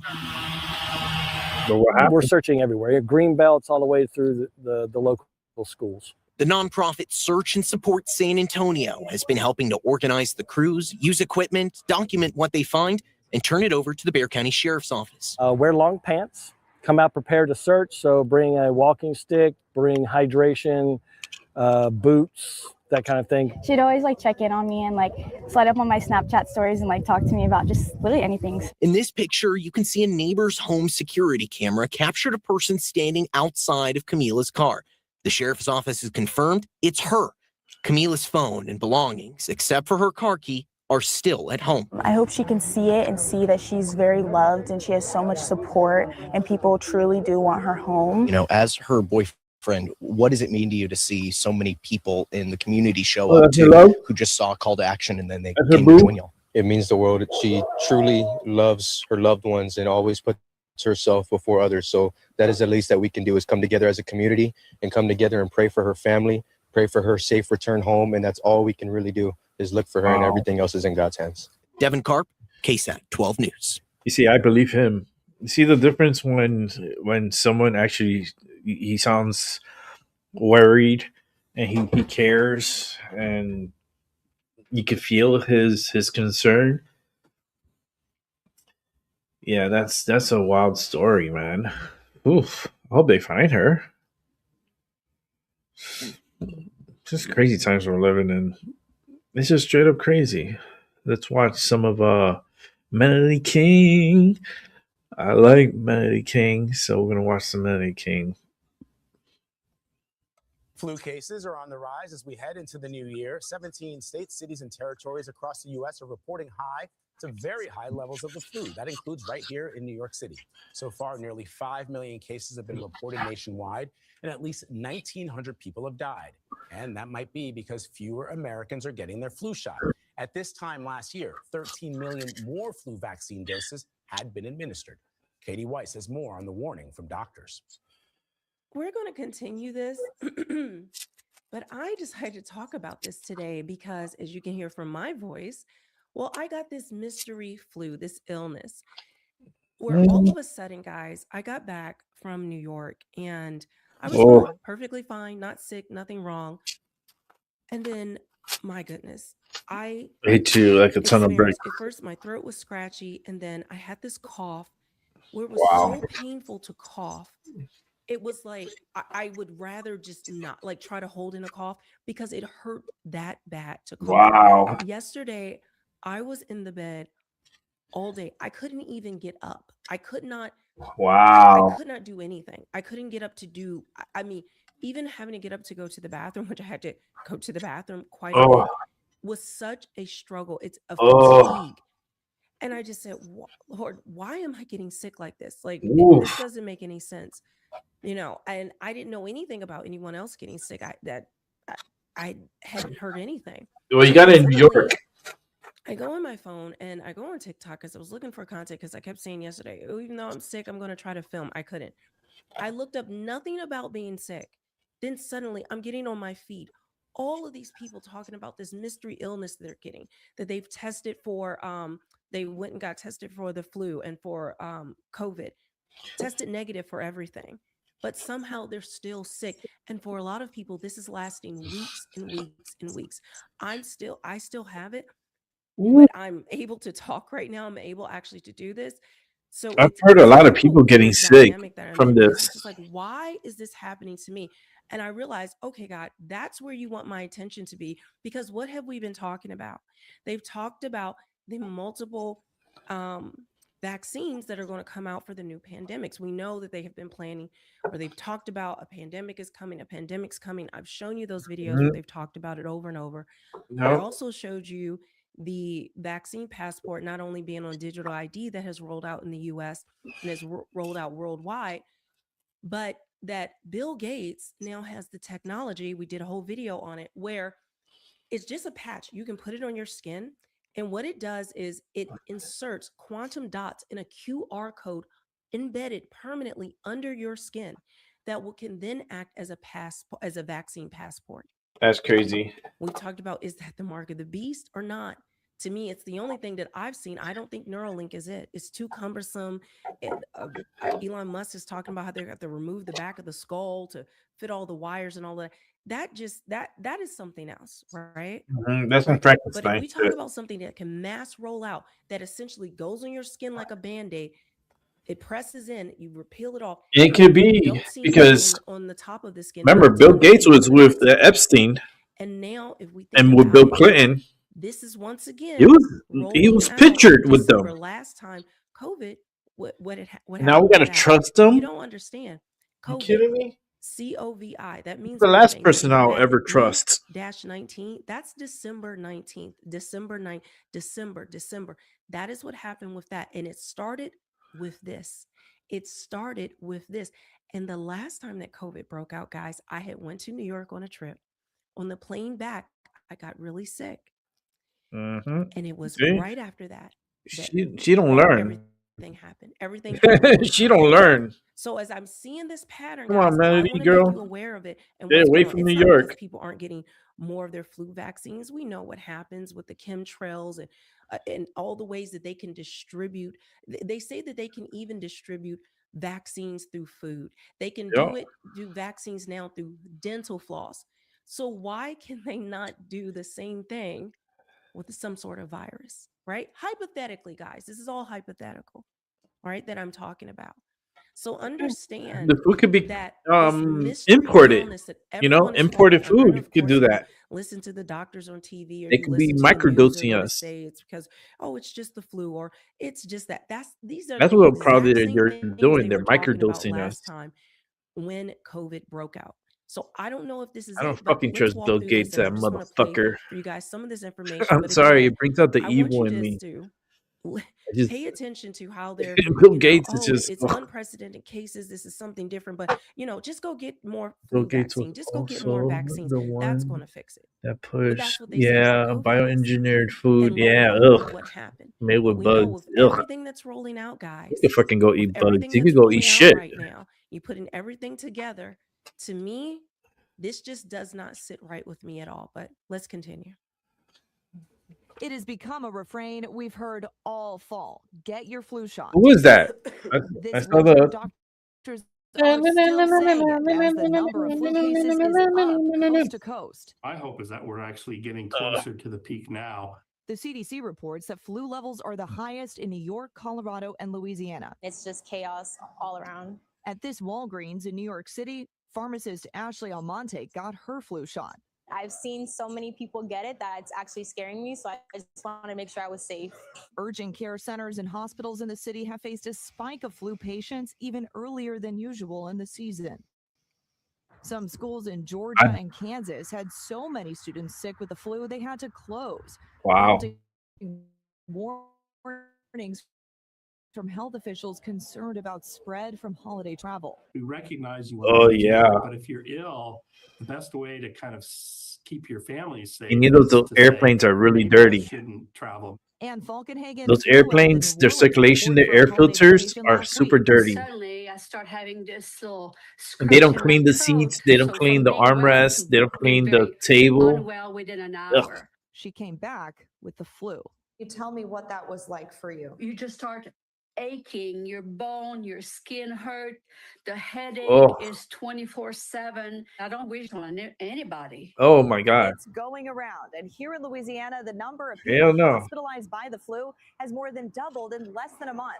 Doctors here tell me they're preparing for that number to keep rising. For CBS Saturday Morning, I'm Katie Weiss in New Orleans.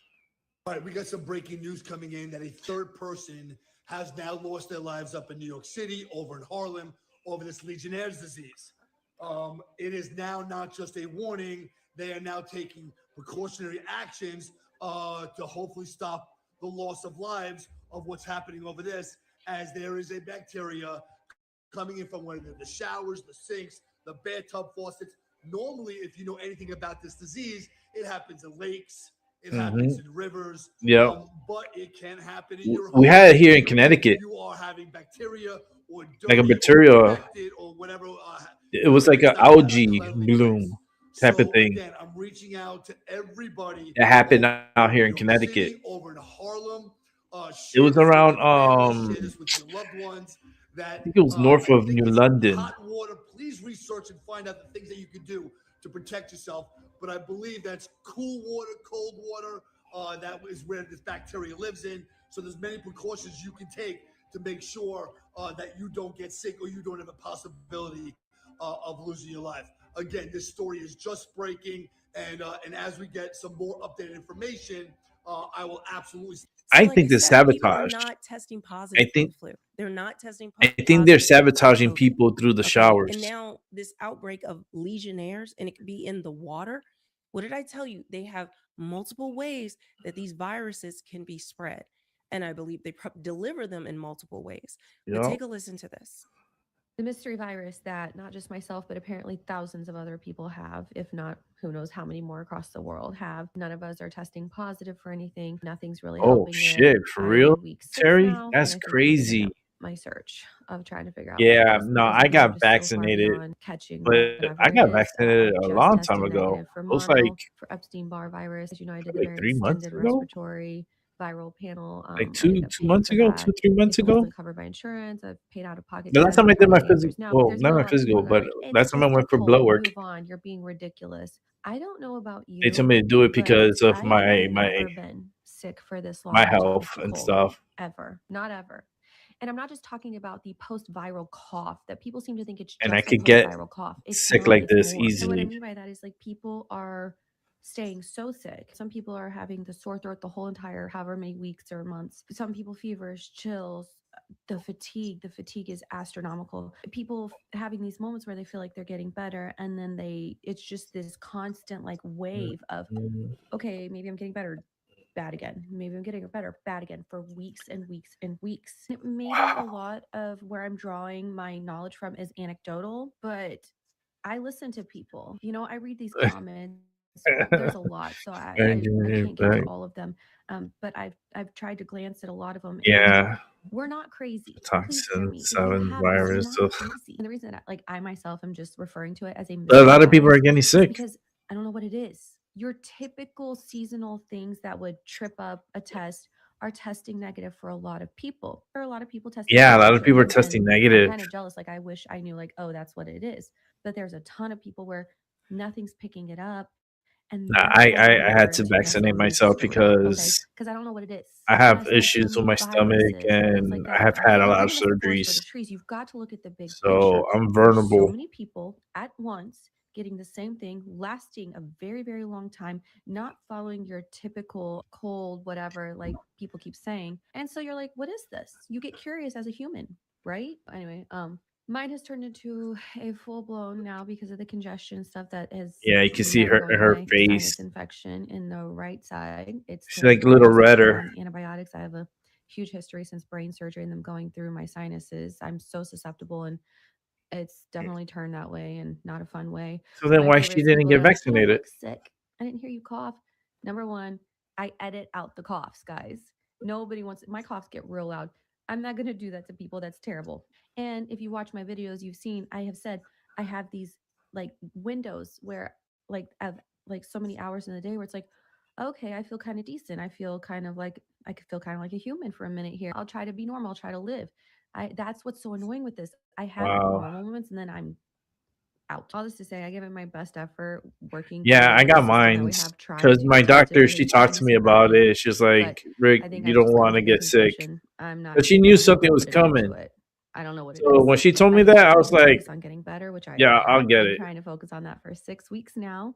I'm just ready to feel normal. I don't I want want to especially the feel C normal word for shit. Christmas because, like, The again, COVID. just I so low didn't get the energy. COVID. I'm doing No, my best, but it has but really I got sucked. the Trying to flu. get better, and if you have this too, which it seems like a lot of you do, I hope you all get better as well. I do like that people are trying to share things that have helped them and work for them in the comments and everywhere. Honey, Gosh, I hope we take all a get better because spoon of it's just the honey. start of this season, and It'll help that throat. There are thousands of people that are talking about this online, and it is so crazy. I was not looking this up. Somehow Honey. TikTok, I didn't look it up anywhere. I didn't do any search on my phone, on computer, nowhere about being sick. But somehow it mysteriously started flooding my For You page about all these people being sick. And it was right when I was sick. And I describe it as the same way. I was feeling really terrible. Like, I mean, like to the point where I didn't know how I was going to make it through Christmas. Yeah. Then Christmas Day, I start to get better, right? I started to feel better.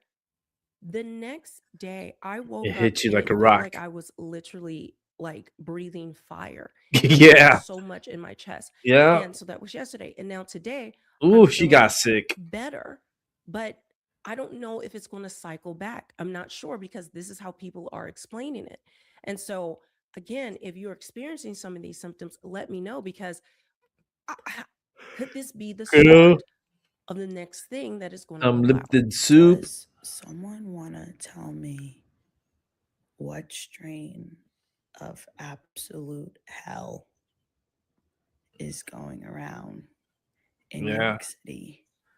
Because It's crazy. not only did it take me out, but it took out 10 of my coworkers. Oof. And it has been the worst thing I have ever experienced. That's It's a crazy. strain of hell, not a flu. It's hell coming alive and Oof. infecting everyone. Is what it is. Yeah, I know. But guys, I it's not could just tell. this, unexpected or this strain of flu that people don't know about or they're trying to figure I out got what my is shot. happening. But now also the People are running to get norovirus their is shots now, now, but it's already in I my guess, system. infecting a lot of So people. We're having an unprecedented I got amount of protection. cases. So You people are know? getting hit with not only this mystery thing, but now the norovirus. Let's look at this. Oh no, There not the is a new norovirus warning too. about a highly contagious stomach virus that is spreading across the country. Health officials say cases of norovirus, commonly known as the stomach flu, are surging nationwide as the holidays approach. Joining us now to talk about that, Dr. Sharon That I need Bell, to the be chair careful of with infectious because diseases I've had a lot of at Cook surgeries in County my Health. stomach. Doctor, thanks for being with us. I know some friends and a couple of family members who have already been hit with this, and it sounds like a rough go. What the hell? It is a rough go. What can people expect in those first How is this shit few happening? hours as far as symptoms go, and how does this norovirus play out? Yeah, so norovirus, there's so much of it. So I'm not surprised that you know some people that have it. About 20 million I'm gonna go live people get it in the underground. United States every year. And I'll we be have safe about over underground. 2,000 outbreaks every year in the United States. And the good thing is that it's generally self-limited. It has an incubation period of about 12. Guys, I just be honest, I don't trust any medical person. I don't trust anything that they're saying. This is the same thing that they were saying right before Man, COVID hit. I love her. Now, I don't know again what this is. I just wanted to just show that there's multiple things happening at the same time with different people. I've got to explore more into this, but just wanted to kind of put this out here.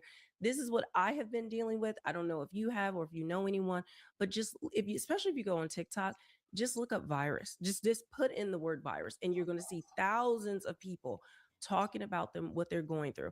Not only that, but there are thousands of people who have died from this mystery illness, right? And it is not testing positive for anything. They're calling it the flu, right?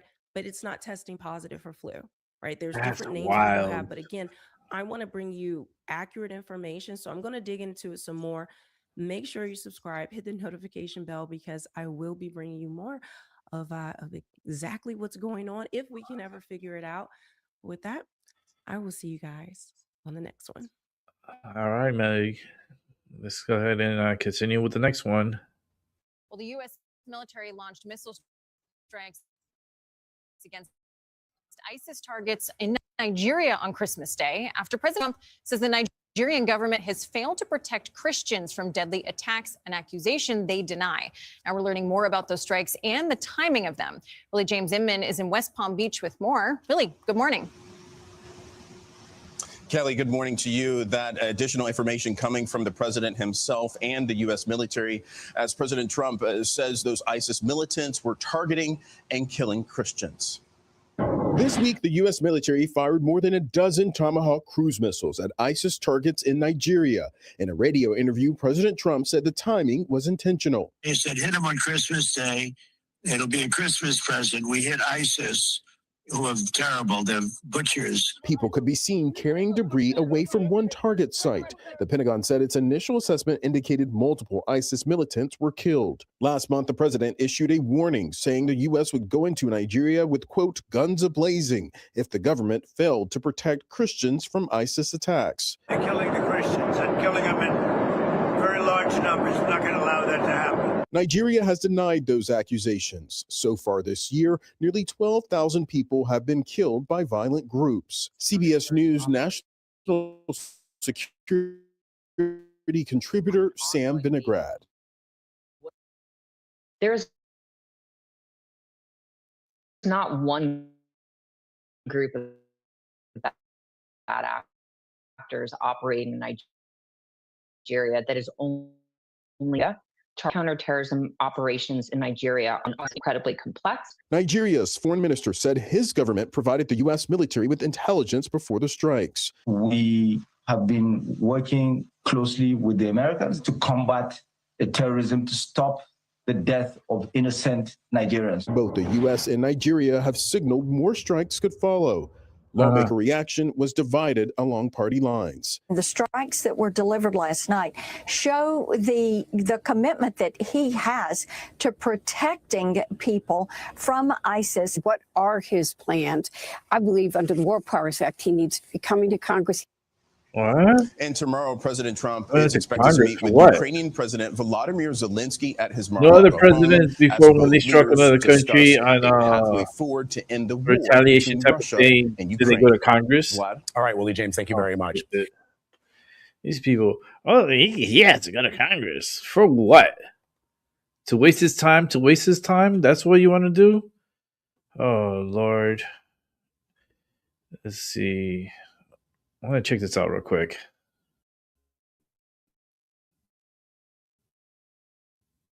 So where exactly Let's see if the internet. Nigeria, and how did they pull it off from hundreds of miles away? First, let's talk about the location. The strikes hit Sokoto State right in the northwestern corner of Nigeria. This is a critical area because it borders the country of Niger. Security analysts have identified the specific targets as camps belonging to ISIS-affiliated militants.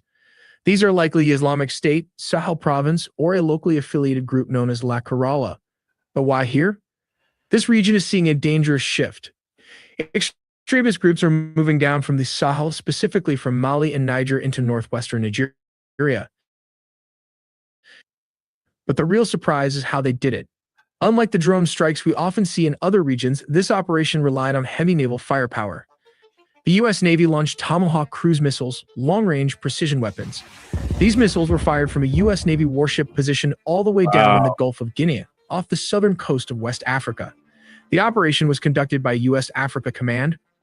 Crucially, both the Pentagon and the Nigerian Foreign Ministry confirmed that these strikes were carried out with the approval and intelligence support of the Nigerian government.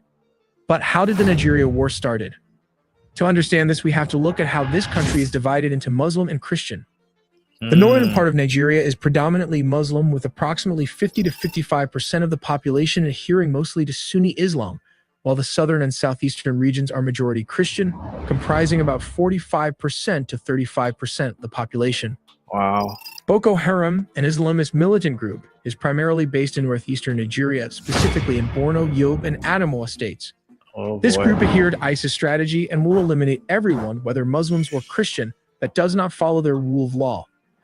Sadly, most of the victims are their fellow Muslims brothers too. Let's look at their bases. Boko Haram's strongholds are mainly found in northeastern Nigeria and the Sahel Lake-tide region. The most significant strongholds is the Sambisa forest in Nigeria. This vast remote forest has historically served as Boko Haram's primary headquarters and training ground, providing a concealed base for planning attacks and sheltering fighters.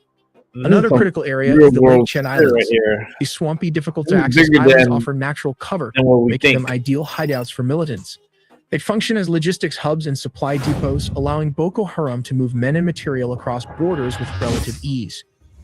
Further, the rugged terrain of the Gwoza Hills along the Nigeria-Cameroon border acts as a strategic fallback zone. Here, Boko Haram maintains camps and lookout posts, using the landscape to evade military operations. Finally, around the town of Bama in Borno State, Boko Haram has established logistical and command centers. This area plays an essential role in coordinating their operations and sustaining the insurgency in the region. But why is the Nigerian government unsuccessful in defeating Boko Haram? They face various problems, from lower budgets, manpower, to geography. The group operates in remote, difficult terrains like forests and swampy Lake Chad Islands, which are hard for the military to access. Nigeria's armed forces often struggle with outdated equipment, poor training, and logistical issues, limiting their effectiveness. Intelligence gathering is difficult because Boko Haram uses guerrilla tactics and small-scale attacks to avoid detection. Additionally, poverty, unemployment, and weak governance in the northeast allow Boko Haram to recruit easily, with some communities mistrusting government forces due to corruption and previous abuses.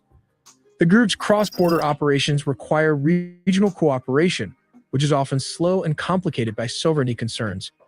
Human rights concerns and security force abuses have also eroded public trust, making it harder for the government to gain community support.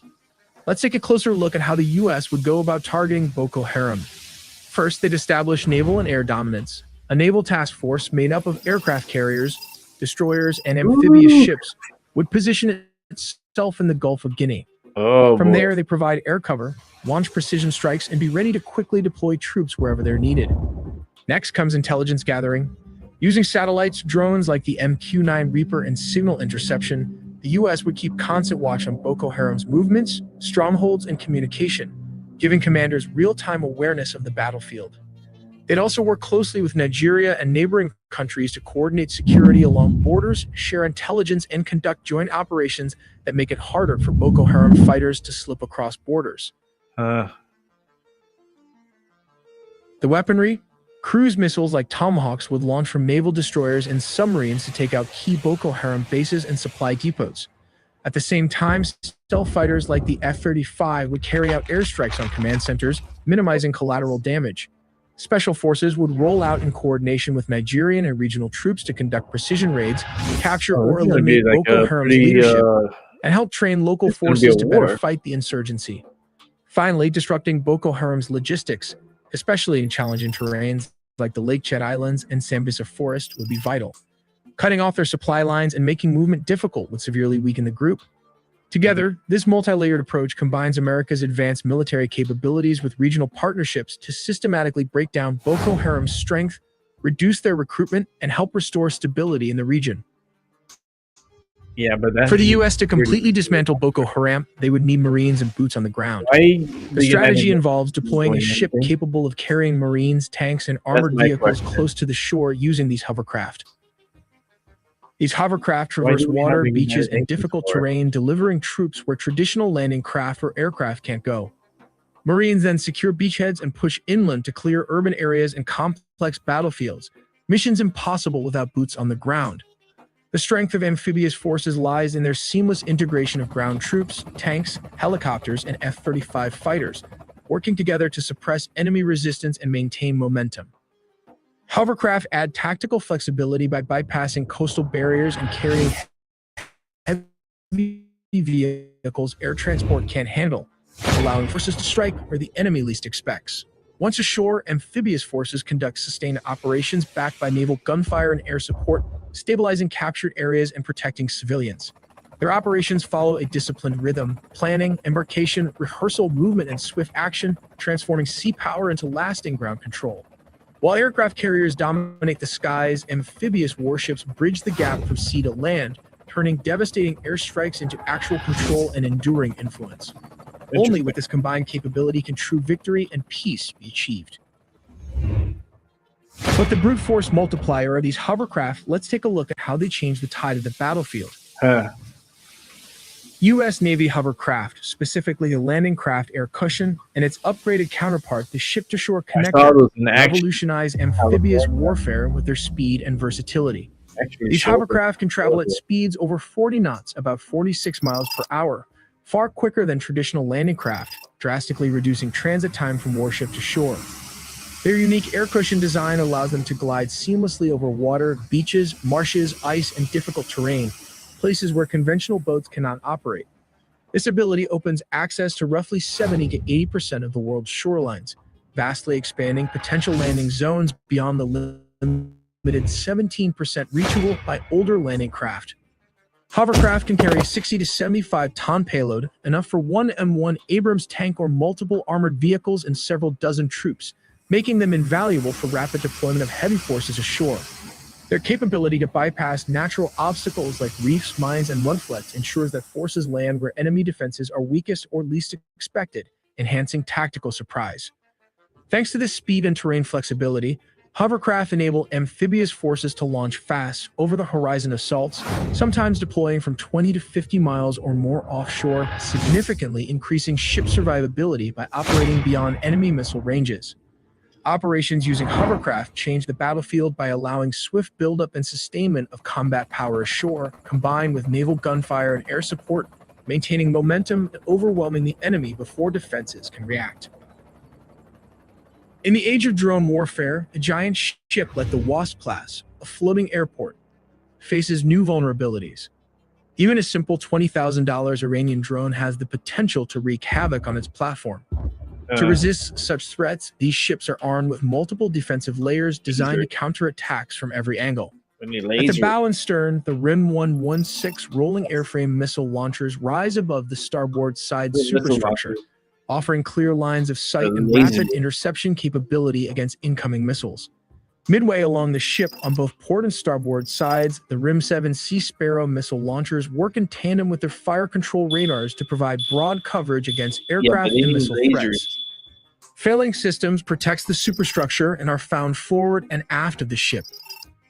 Some Wasp-class ships feature a third amidships, ensuring that defensive fire overlaps and every sector remains covered.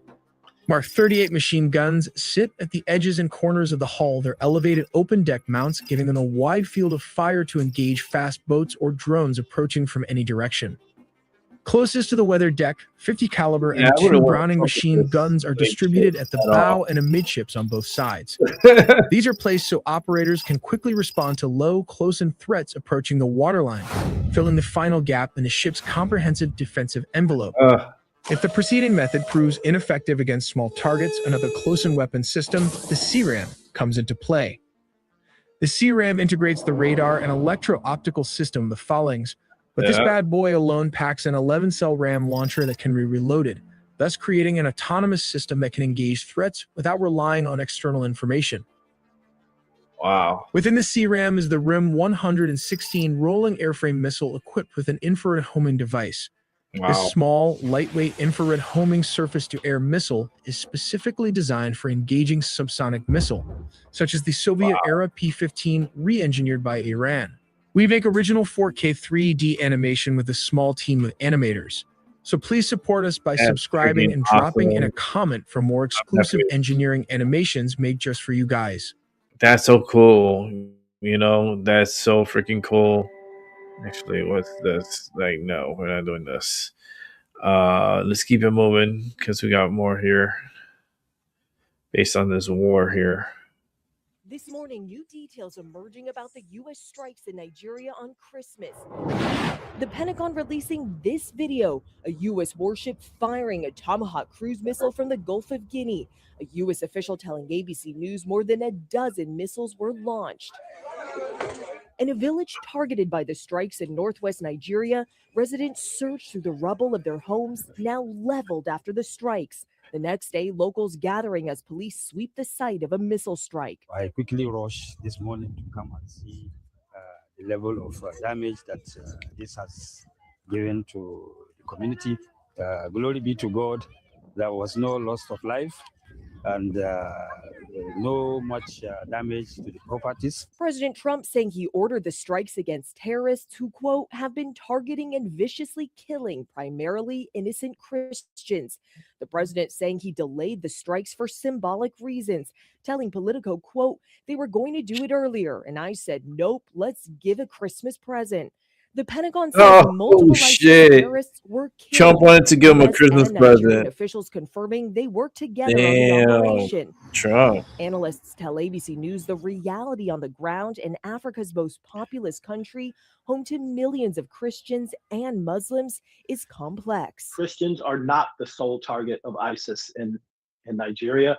They have been indiscriminate in their violence against Christians, Muslims, civilians, government. It doesn't matter. Nigeria's government responding to the strikes overnight, saying terrorist violence in any form, whether directed at Christians, Muslims, or other communities, remains an affront to Nigeria's values and to international peace and security. That's freaking wild. Oh, you know, at least they're doing it together. That they're letting the proper channels know what they're doing, and they're working hand in hand on this. This is something that's been boiling for a while, and it's reached this peak that it's too dangerous to have these individuals do what they're doing at will. And the U.S. is getting into a lot of different things, a little scrimmages, I guess, but it's more of a support. We're trying to help the Christians out there in Nigeria, and it's wild times. We're living in definitely wild times. Let's see if there's anything else. Oh, you know what? Let me see something. I put out a video today, and I want us to see it. Give me a second. It's been a while since I got to my channel. And I go to my shorts. And Terry, I pulled the card today. I pulled something. We're gonna watch it now.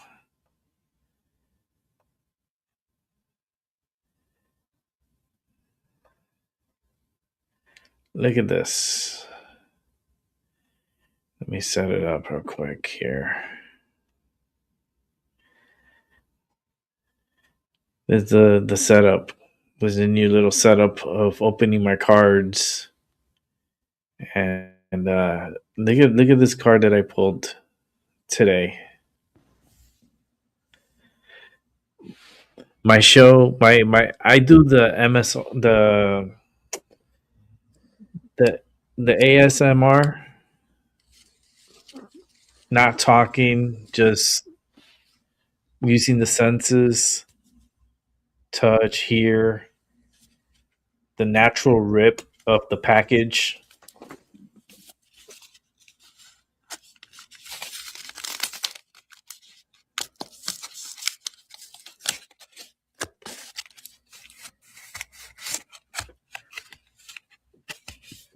You gotta go watch. Everyone needs to watch.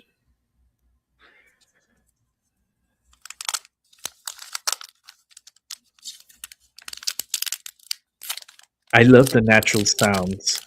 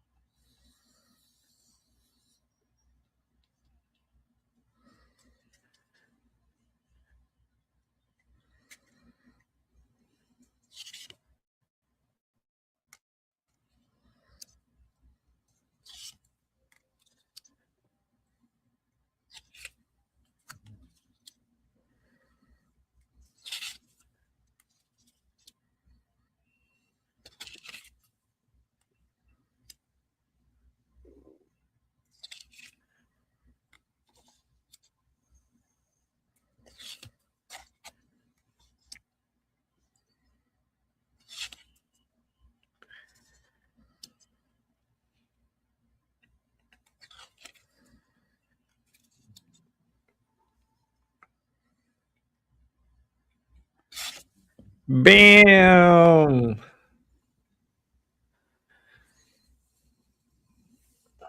Bam!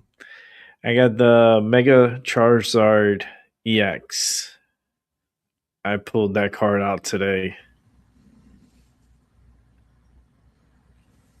Thank you, Terry.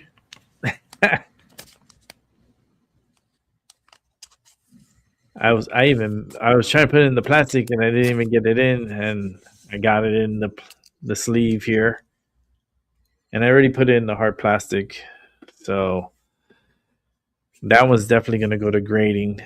I'm gonna get it graded, see what grade I get. But I hope you guys like my little setup. Give a like, leave a comment. What you think? How you feel about that pool? That was a good pool. That was awesome. I was happy. All right, so let's see what we got here. What is this about?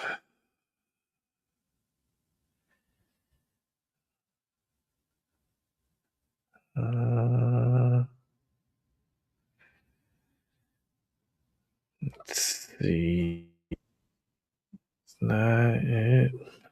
All right. Well, we're here at the last show of the night then, because there's not really anything I don't see. Give me one sec. Let me see if I could find something. But yeah, watch my ASMR videos. There's just me opening the Pokemon packs, but it's kind of like a nostalgia. Like people listen to that and they're like, "Oh, opening a fresh pack of Pokemon cards." It's like, yeah. Digital ID nightmare. How police can now track your every move, health secrets, and all. Melody King, another Melody King. I wouldn't mind watching it because I really do like listening to what she has to say. And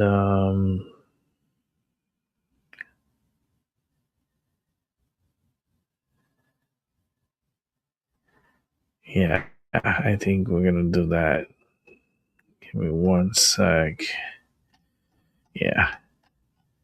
Check out Melody King because that just came out like 2 hours ago, so I want to see it.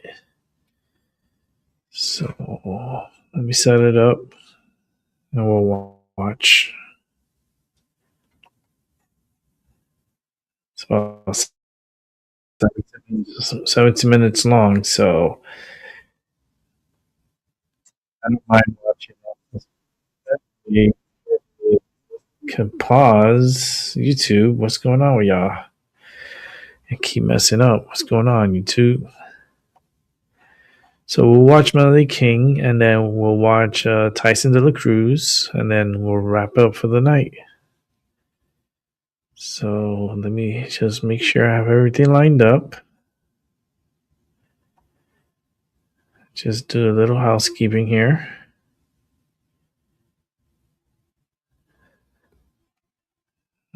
Okay. And here we go. Oh, you saw it? I got the Mega Charizard EX. Pretty happy. Pretty happy about it. I still got more to rip, but I'm trying to do like maybe like 1 or 2 a day. Probably I'm gonna slow it down to like one, just one pack a day. You know, if it's a hit or not. You know, and just do it like that. So that way it's $5. You gotta understand. Each one of those packs could anywhere be between $5 and $6, depending on where you buy, or even more. From I seen people on YouTube sell them for like $12 a pack. And I was like, wow, that's a little too much. I'm Pokemon on a budget. I'm on a Poke budget. But my birthday's coming up. My birthday's next month. So I'm definitely gonna treat myself to something. Maybe give me some give me some Pokemon for my birthday. I like good Pokemons. And Terry, it's a good friend. He's looking out for me. He's gonna make sure if anytime he comes through, he'll let me know, and I'll let him know if I want, and I just send him the money, and I go and visit him. I love the drive. It was so pretty. It was so meditating when I got there. I was so relaxed. It was like I was more calm. I was so cool. I was just like so mellowed out because like I had this like most beautiful drive, and I just felt like I feel so relaxed. I feel so relaxed, and I love that. That's what I love about Connecticut. You know, Connecticut has its busy parts where it's like crazy with the crime and all that and stuff, but Connecticut has this like beautiful nature and beautiful drives where it really does calm you down and puts you back into like brings you back to reality, especially like going over the hills and looking at the mountains. It's so cool. It's just really nice. I love Connecticut. I do. That's why I moved up here.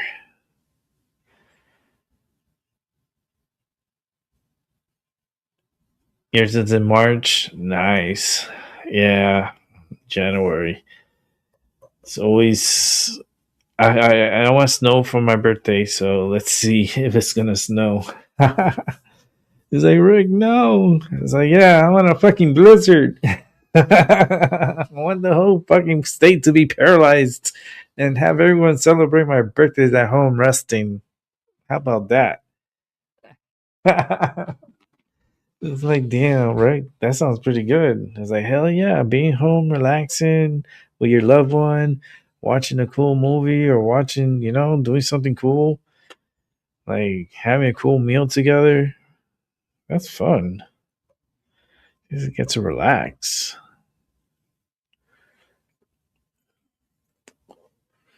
But man, everybody getting sick. That's crazy.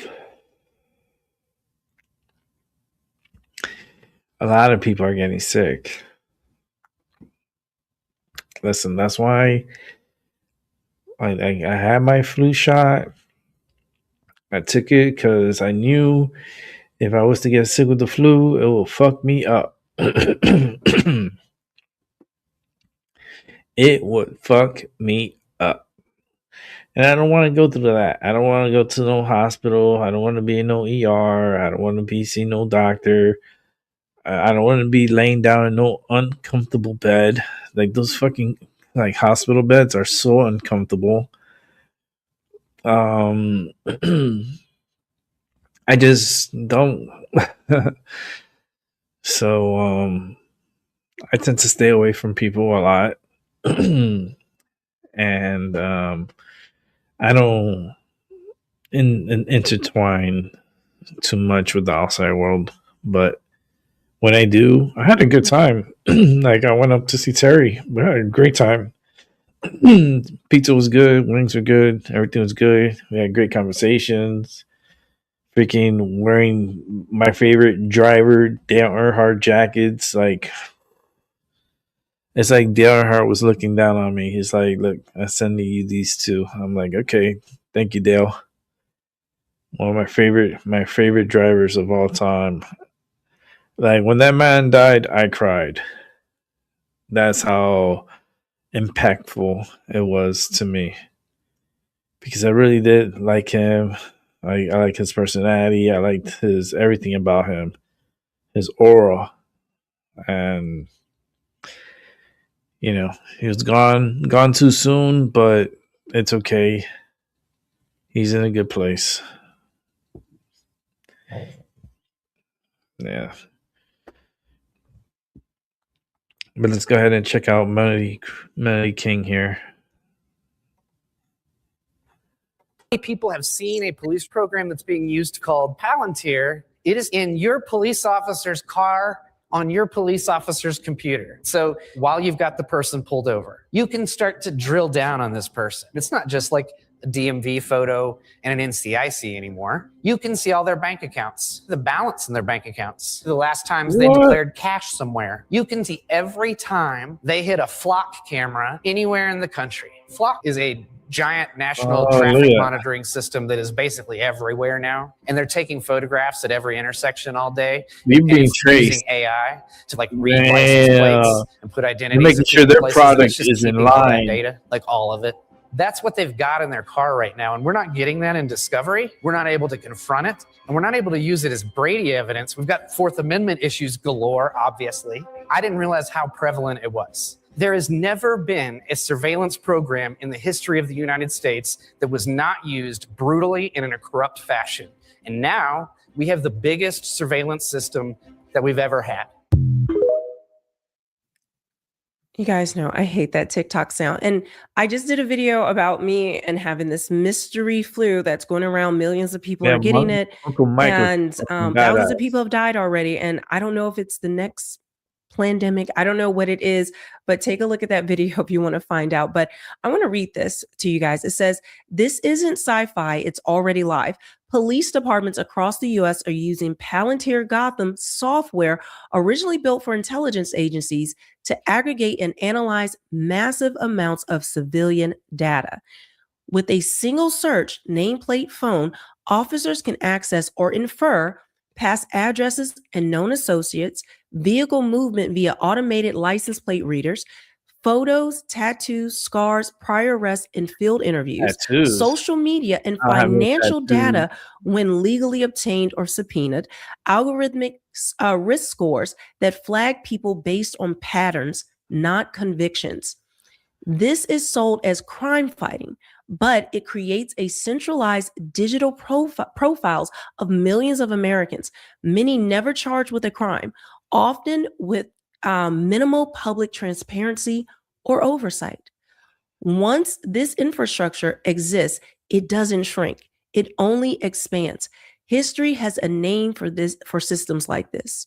All right. And so that's what goes with this clip. So this video, I just want to kind of run through a couple of things. I'll do more specific videos on things that are happening, but it's been a while since I've given you guys any updates on things happening. So let's just run through it. But understand that Palantir, one of the things that Peter Thiel, who owns Palantir, he's obsessed with two things. One is the Antichrist. Yeah, there's even documentaries about him being obsessed over the Antichrist, right? It is like one of his main things, and everyone knows it. The second, okay, is pre-crime, essentially Minority Report. And with Palantir, this is what they're trying to get to. Thought crime, essentially. But his company is what surveils the entire United States, really the world. Many governments have contracted with him. And once you tie that into digital ID and all the other things that have been rolling out that we've talked about, are you starting to see the net falling over us? While all these people who are America first are distracted and talking about everything else, Charlie Kirk or Israel and all these other things, right? These are the things that are affecting us directly that no one's talking about. Let's not forget the nearly 20 bills currently bipartisan, meaning Republicans and Democrats, that are currently sitting in Congress that they are legislating over that would effectively end freedom of speech. But not only that, usher in digital ID in a much faster way where you can't even get online without digital ID.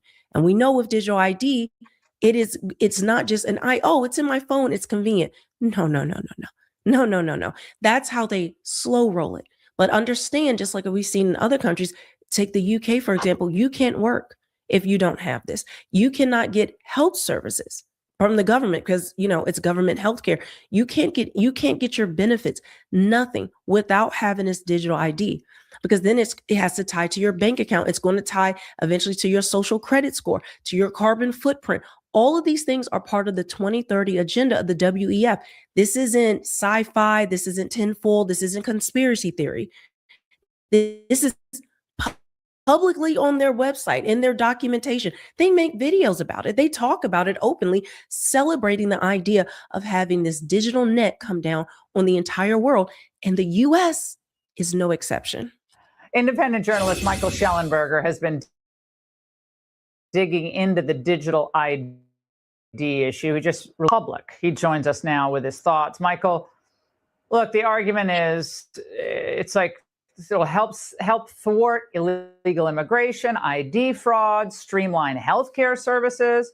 Sounds fantastic. What the heck's the problem? Right. Hey, great to be with you, Laura. Yeah, I mean, another conspiracy theory that has started coming true. I mean, we saw this announcement in September. It took everybody by surprise. The World Economic Forum had been pushing digital IDs, the United Nations, the European Union, Britain. Of course, the really terrifying example is China, which uses digital IDs and a social credit score to control speech and to control what people think and say online. I mean, it could come in a lot of different ways. They'll start voluntary, then they'll make it mandatory. They'll have rewards, and then they'll have punishments.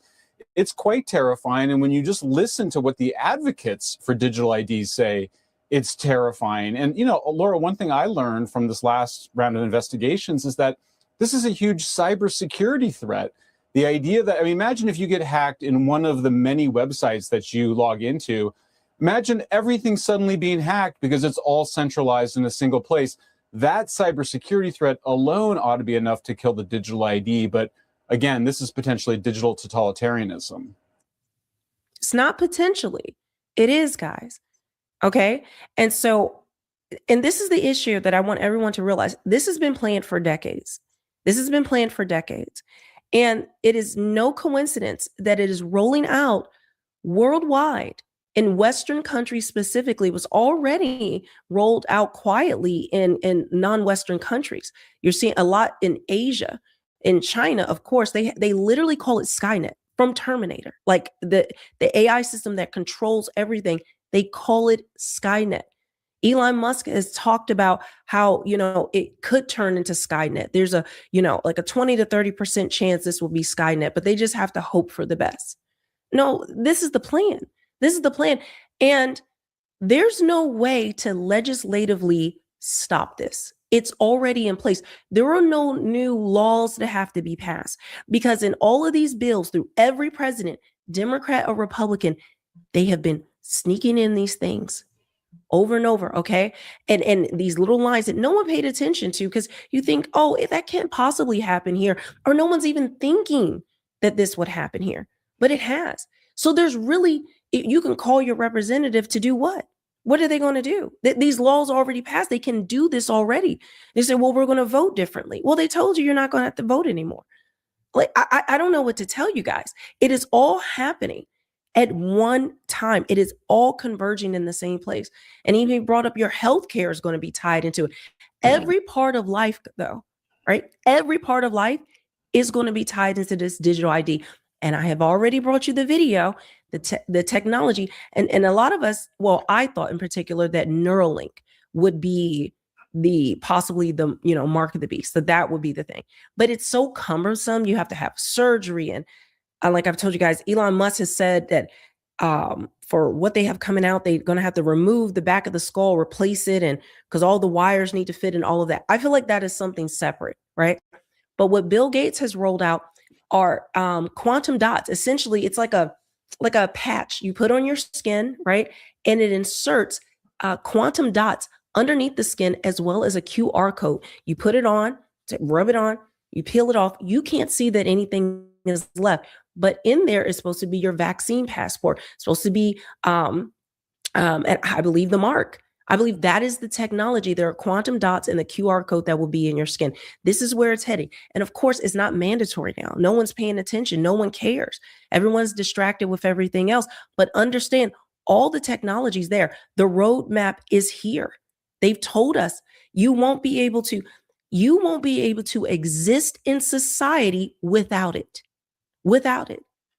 On top of this new virus that's outbreaking right now, that millions of people are getting. They're not testing positive for flu. They're not testing positive for COVID.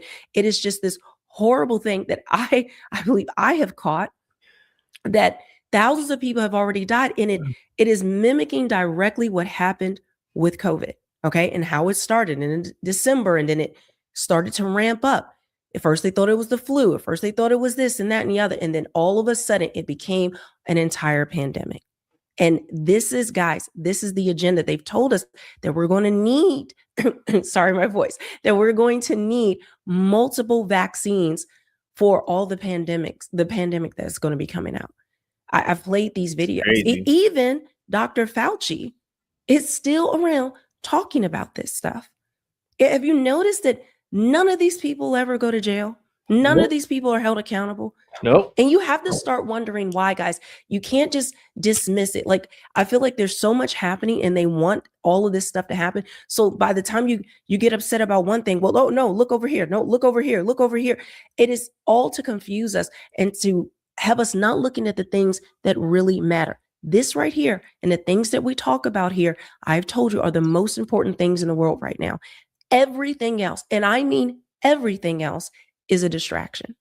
Now, talking about digital ID, right, and the vaccine passports, one of the things I told you guys is we could not understand, why do they need all of these data centers? Trillions of dollars are being spent on it. We have seen an unprecedented amount of money and attention given to AI. We're seeing the Genesis mission, where all of research, academia, government, science, everything is coming under AI with that. That was announced. Also, we know executive order was just signed by Trump that completely removes all guardrails and regulations off of AI. So they no longer have to deal with 50 states and the regulations with those. No, now they could just have a free pass, essentially, to do what they want, because it was slowing them down in the race, I guess, against China, which has some merit to it. But understand what else that means, right? There's always this benefit, seemingly, but then there's the undercurrent. But I believe that all of this AI is needed, because that is what's going to run things. That is what's going to run the world. Because the amount of data centers that they are building, it makes no sense. If we were just to go on what AI is used for now and business implications, and how much is actually made from companies using AI, they're not really making any money. They don't make any money off of it. So then why would not only companies and individuals and our government spend trillions on this? Why, like, how are they going to get money? Why are they pushing this so far, right? So when you think about these data centers, you have to understand this is where this is going. This is why they need all of this data. This is why they need these data centers. They brought them here on purpose so they can do this. It is this important to them because of why? What other reason other than digital ID than complete and absolute control over every person in the United States, every person in the world, but particularly here, you have to start to ask these questions. No one can, I have not seen anyone give a sound reason as to why we need to spend this amount of money and why all of a sudden, overnight, we needed all of these data centers.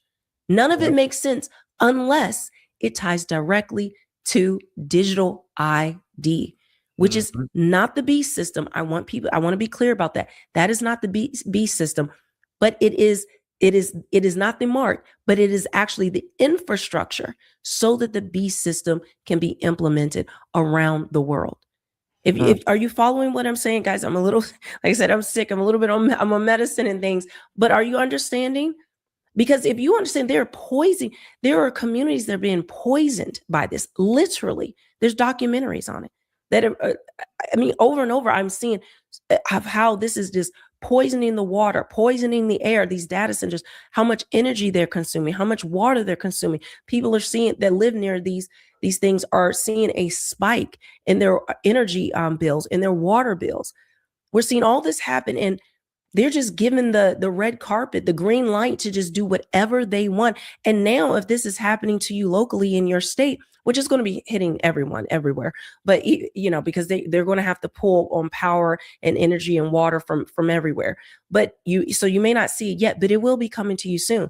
But you think about it now, there's no one to talk to locally in your state about it because they have no regulations. There's nothing they can do about it.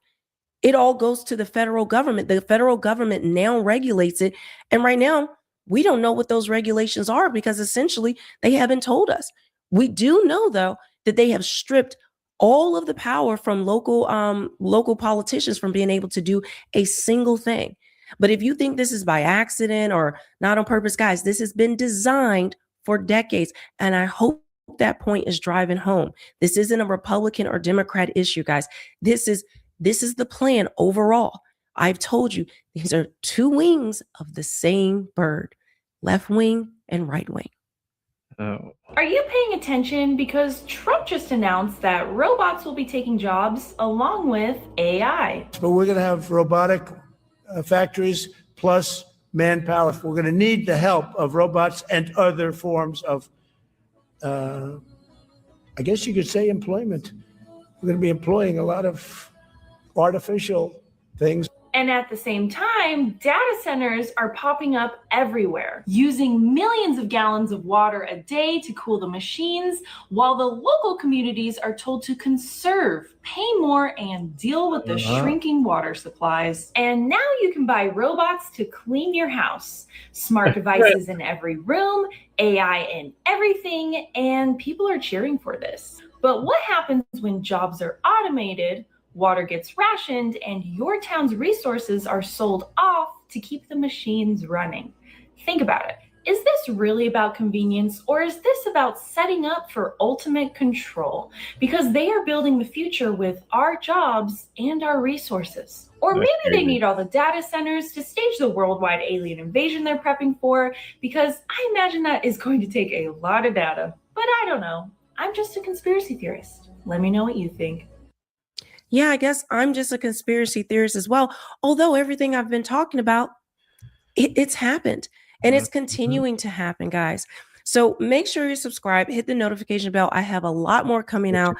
So much I need to catch up on and fill you guys in with. There has been a lot of craziness. You are not going to want to miss any of my updates, especially I have an update on the third temple in Jerusalem that I think I'm going to do next. So yeah, you are not going to want to miss this one. All right. I definitely will follow up on that one because it's very interesting. So we're going to go into the last video of the night, and that's reserved for Tyson De La Cruz. So let's watch. He's going to kill someone. Yep. There we go.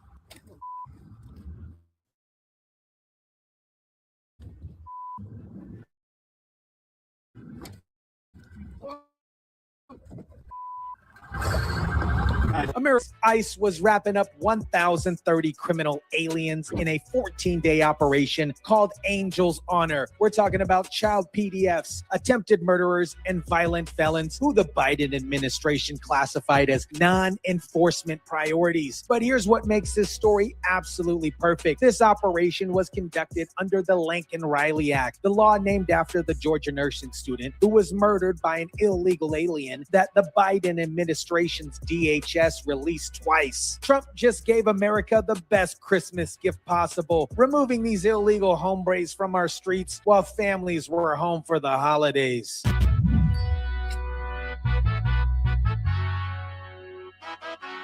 What is up, guys? Tyson Dela Cruz here. Thank you so much for rocking with me. This, my friends, is what real immigration enforcement looks like. Not catch and release, not non-enforcement priorities. Actual criminals getting arrested and removed from American communities. Let me break down what happened from December 9th through December 22nd, 2025. ICE conducted a massive surge operation specifically targeting criminal aliens under the authorization of the Lincoln-Riley Act. This wasn't some random sweeps. This was a strategic operation going after the worst of the worst. The Lincoln-Riley Act mandates detention of any illegal alien charged with theft, burglary, larceny, assault on a law enforcement officer,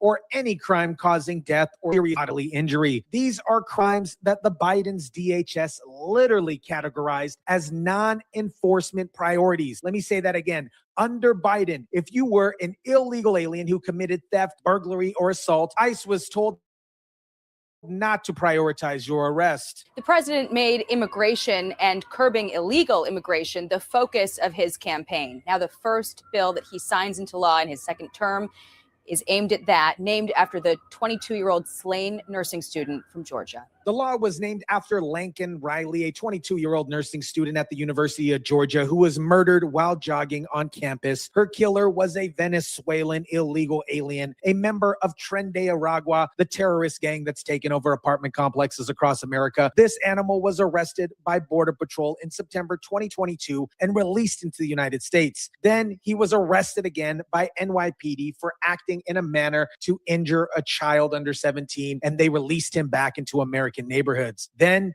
he murdered Lincoln Riley. That's who this operation is named after. That's why this actually matters, because if Biden's DHS has done their job, Lincoln Riley would still be alive. Now, let me show you exactly who got arrested during this operation. These aren't people who overstayed their visas or committed minor infractions. These are PDFs who should have been removed a long time ago. Jaime Escobar Morales from Mexico, arrested December 18th. Criminal history, 2 counts of criminal acts against a child. This guy was walking around American communities while Biden's DHS classified him as a non-enforcement priority. Alejandro Jose Asto from Peru, arrested December 10th. Charges include criminal acts against a person, kidnapping, and criminal obstruction of breathing. That's strangulation. He was literally strangling people, and Biden's DHS didn't think he was a priority. Cruz Castandino from Mexico, convicted of aggravated indecent liberties with a child. Convicted, not charged.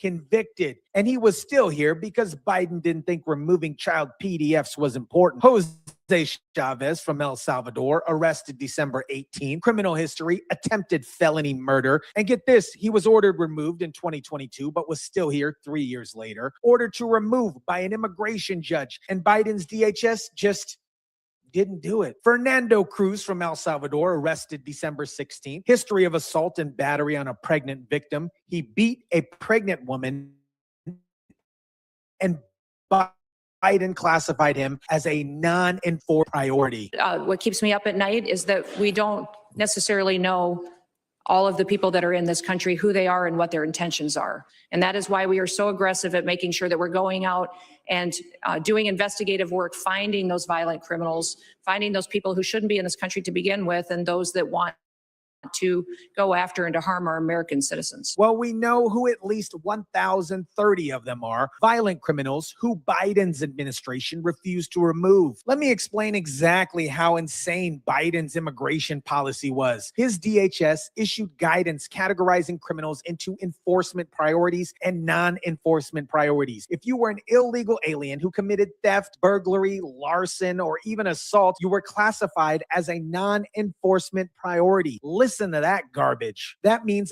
ICE agents were told not to arrest you, not to detain you, not to remove you. You could be a convicted criminal as long as your crime wasn't a quote unquote on the priority list. Biden's DHS would leave you alone. The president keeping the focus on the Lincoln-Riley Act, which now mandates detention for illegal aliens accused of crimes including theft. Riley's killer was released after being arrested in New York. This is something that has brought Democrats and Republicans together. That's not easy to do. Lakin did it. Lakin did it. Lincoln Riley's killer was arrested twice and released twice under these policies, first by Border Patrol, then by NYPD. Both times he was let go because Biden's DHS didn't think he was a quote unquote priority. Then he murdered a 22-year-old nursing student. That's what non-enforcement priorities actually mean in practice. It means dead Americans. It means communities terrorized by criminals who should have been removed. It means child PDFs walking free because Democrats care more about protecting illegal aliens than protecting American citizens. The Trump administration looked at this insanity and said, enough with this bull crap. The Lincoln Riley Act was the first piece of legislation Trump signed when he took office. It mandates detention for exactly the crimes Biden said weren't a priority. And Operation Angel's Honor was the result. 1,030 arrests in 14 days. Secretary Kristi Noem called this Operation Christmas gift to Americans. And she's absolutely right about that. While families were home celebrating the holidays, ICE agents were out there removing PDFs from American streets. These arrests happened nationwide. ICE just didn't focus on border states. They went everywhere these criminals were hiding. We're talking about California, New York, Texas, Florida, Illinois, every state where Biden's policies allowed violent criminals to settle in and terrorize communities. We are so aggressive at making sure that we're going out and doing investigative work, finding those violent criminals, finding those people who shouldn't be in this country to begin with, and those that want to go after and to harm our American citizens. Proactive enforcement instead of waiting for these criminals to commit more crimes. Think about what these ICE agents did. They worked through the holidays. They were away from their families on Christmas so your family would be safer. They arrested child PDFs, attempted murderers, and violent felons, while Democrats call them Nazis and fascists. 14 days, 1,030 arrests. Crazy. That's over 73 arrests per day. That's ICE agents working around the clock to remove criminals that the Biden's administration protected for 4 freaking years. The Lincoln Riley Act isn't just symbolic. It's already saving lives by mandating detention for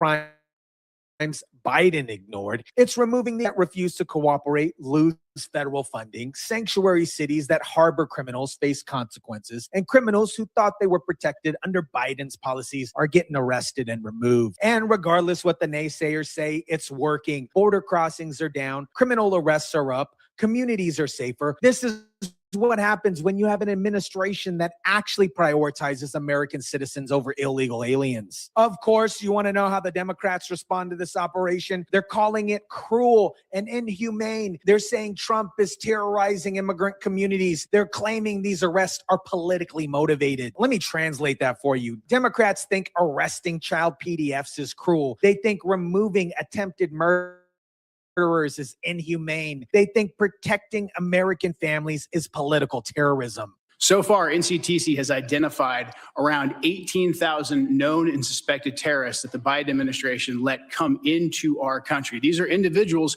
who, under normal circumstances, would never be allowed to enter our country because of their ties to jihadi groups like ISIS and Al-Qaeda. Yet the Biden administration not only let them into the country, and in many cases facilitated their entry into the country. 18,000. And Democrats are upset that Trump is arresting 1,030 criminals. These are the same people who spent 4 years telling us that walls don't work, that ICE is racist, and we need to abolish immigration enforcement. Now they're watching Trump actually enforce the law, and unfortunately, they can't handle it. America, Lincoln Riley should be alive today. She should have graduated nursing school. She should be helping patients and living her life. But she's dead because Biden's administration released her killer twice and classified him as a non-enforcement priority. Operation Angel's Honor arrested 1,030 criminals in her name, child PDFs who won't hurt another kid, attempted murderers who won't get another chance, violent felons who won't terrorize another community. That's Lincoln's legacy now. American lives saved because Trump finally enforced the law. Democrats will keep calling this cruel. The media will keep ignoring it. But families across America are safer tonight because ICE agents worked through Christmas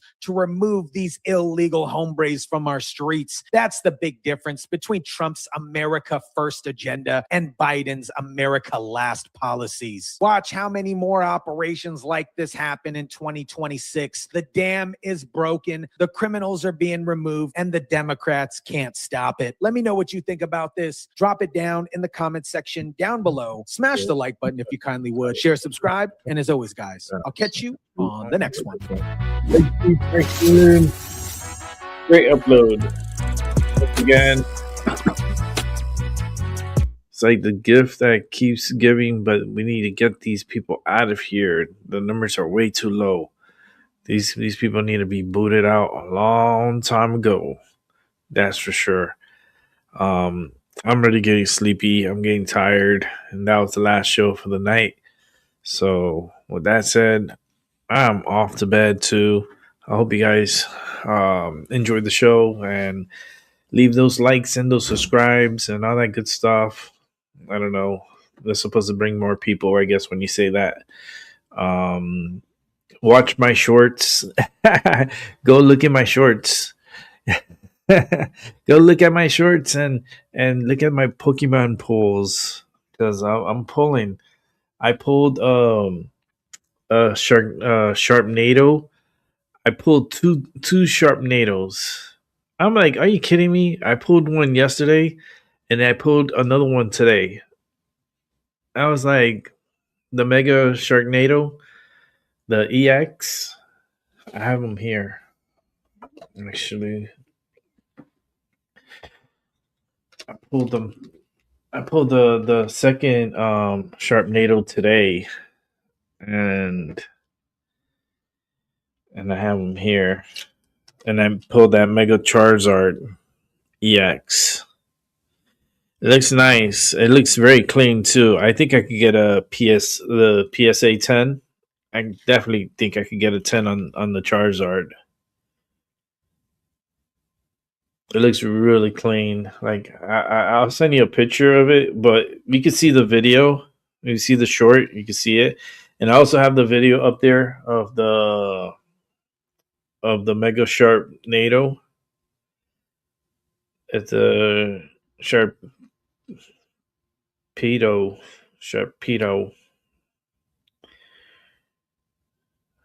EX. So cool cards. I got a double of a hit, and then the Charizard. I want to get the illustration Charizard. I want the gold. I want that gold. I hope I get it. Man, that would be so sweet. Or something big. Another big hit would be nice. I still got more to open, but I'm just gonna spread it out and just open like one or two a day, and then put it up on YouTube so all could see. And it's good AMSR for individuals. And I'm also gonna do a playlist. I'm gonna create a playlist of all the openings, so that way at night, if you want to fall asleep with me opening, like you hear me opening the packs, there's a lot of people that will actually do that. There's people that are like they go to sleep listening to other people eat, because that's how they get comfort of listening to other people eat. I know. I've seen people. I know someone that watches this Chinese lady that eats, and she eats so loud. And that's the only way that this old lady gets comfortable and goes to bed, has to watch another person eating. That's crazy, right? Well, I'm going to be opening up, more little by little. I think 1 to 2 a day, maybe, one a day is probably going to be to stretch out the budget, because that's like each one of these openings is $5. So it's like $5, $5. It's like, but it's kind of like the lottery in a little bit. It's kind of like a scratch off.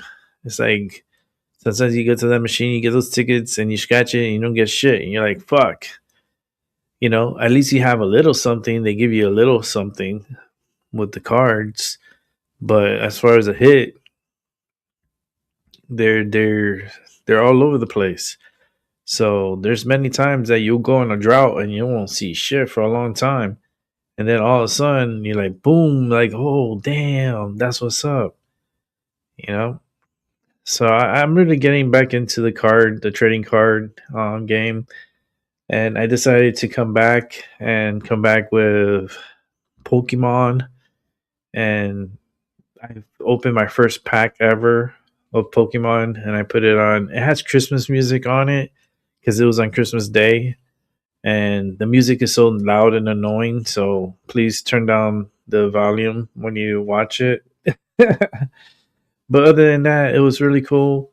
I had a really good time on Christmas, and like I said, my birthday's coming up, so I'm looking into possibly getting me like a booster pack or TC was it TCG or TGC or something like that. I know there was something that I saw online. I'm trying to remember which one it was, but I was looking at it on GameStop. I'm trying to remember. I don't remember right now, but it's there on GameStop. The only thing is I noticed GameStop prices are like ridiculous, like they're ridiculously high. They're just stupid high. Um, but I might go in there and might get something just to help with the boosters and a lot of those single booster packs I get them at Walmart. So and I know the days that they get and I know they have plenty, so I'll be looking out for that and just like do the shorts, just doing Pokemon shorts, for a while, and then creating a playlist and all the greatest hits. Just put all the videos of the Pokemon openings, and people could just listen to it and fall asleep. And I do, like I said, it's the ASMR. Um, no me talking, no me mentioning the cards or anything. No, just the sound of me opening the pack and taking out the pack, opening the pack. It's like, and then going through the cards. There's like specific sounds, and it's like a nostalgia to people. Like people love wanting to hear all those cards opening again and again and again. So, and there's people like that, and then trust me, there's a market for everything, and that's one. All right, guys. You guys have a good morning, good afternoon, and a good night. And I'll catch you on the flip side. And tomorrow, I most likely take the day off because it's Sunday. So I might end up taking the day off unless there's like something really big happening. Just keep a lookout for my shorts. And look in my shorts. Look in my shorts and enjoy what you see.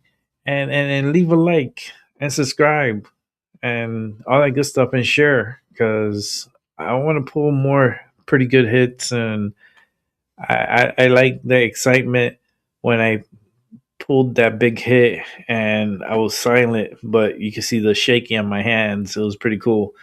It was nice. All right, guys. You guys have a good night and I'll see y'all Monday. If not, oh well. Good night.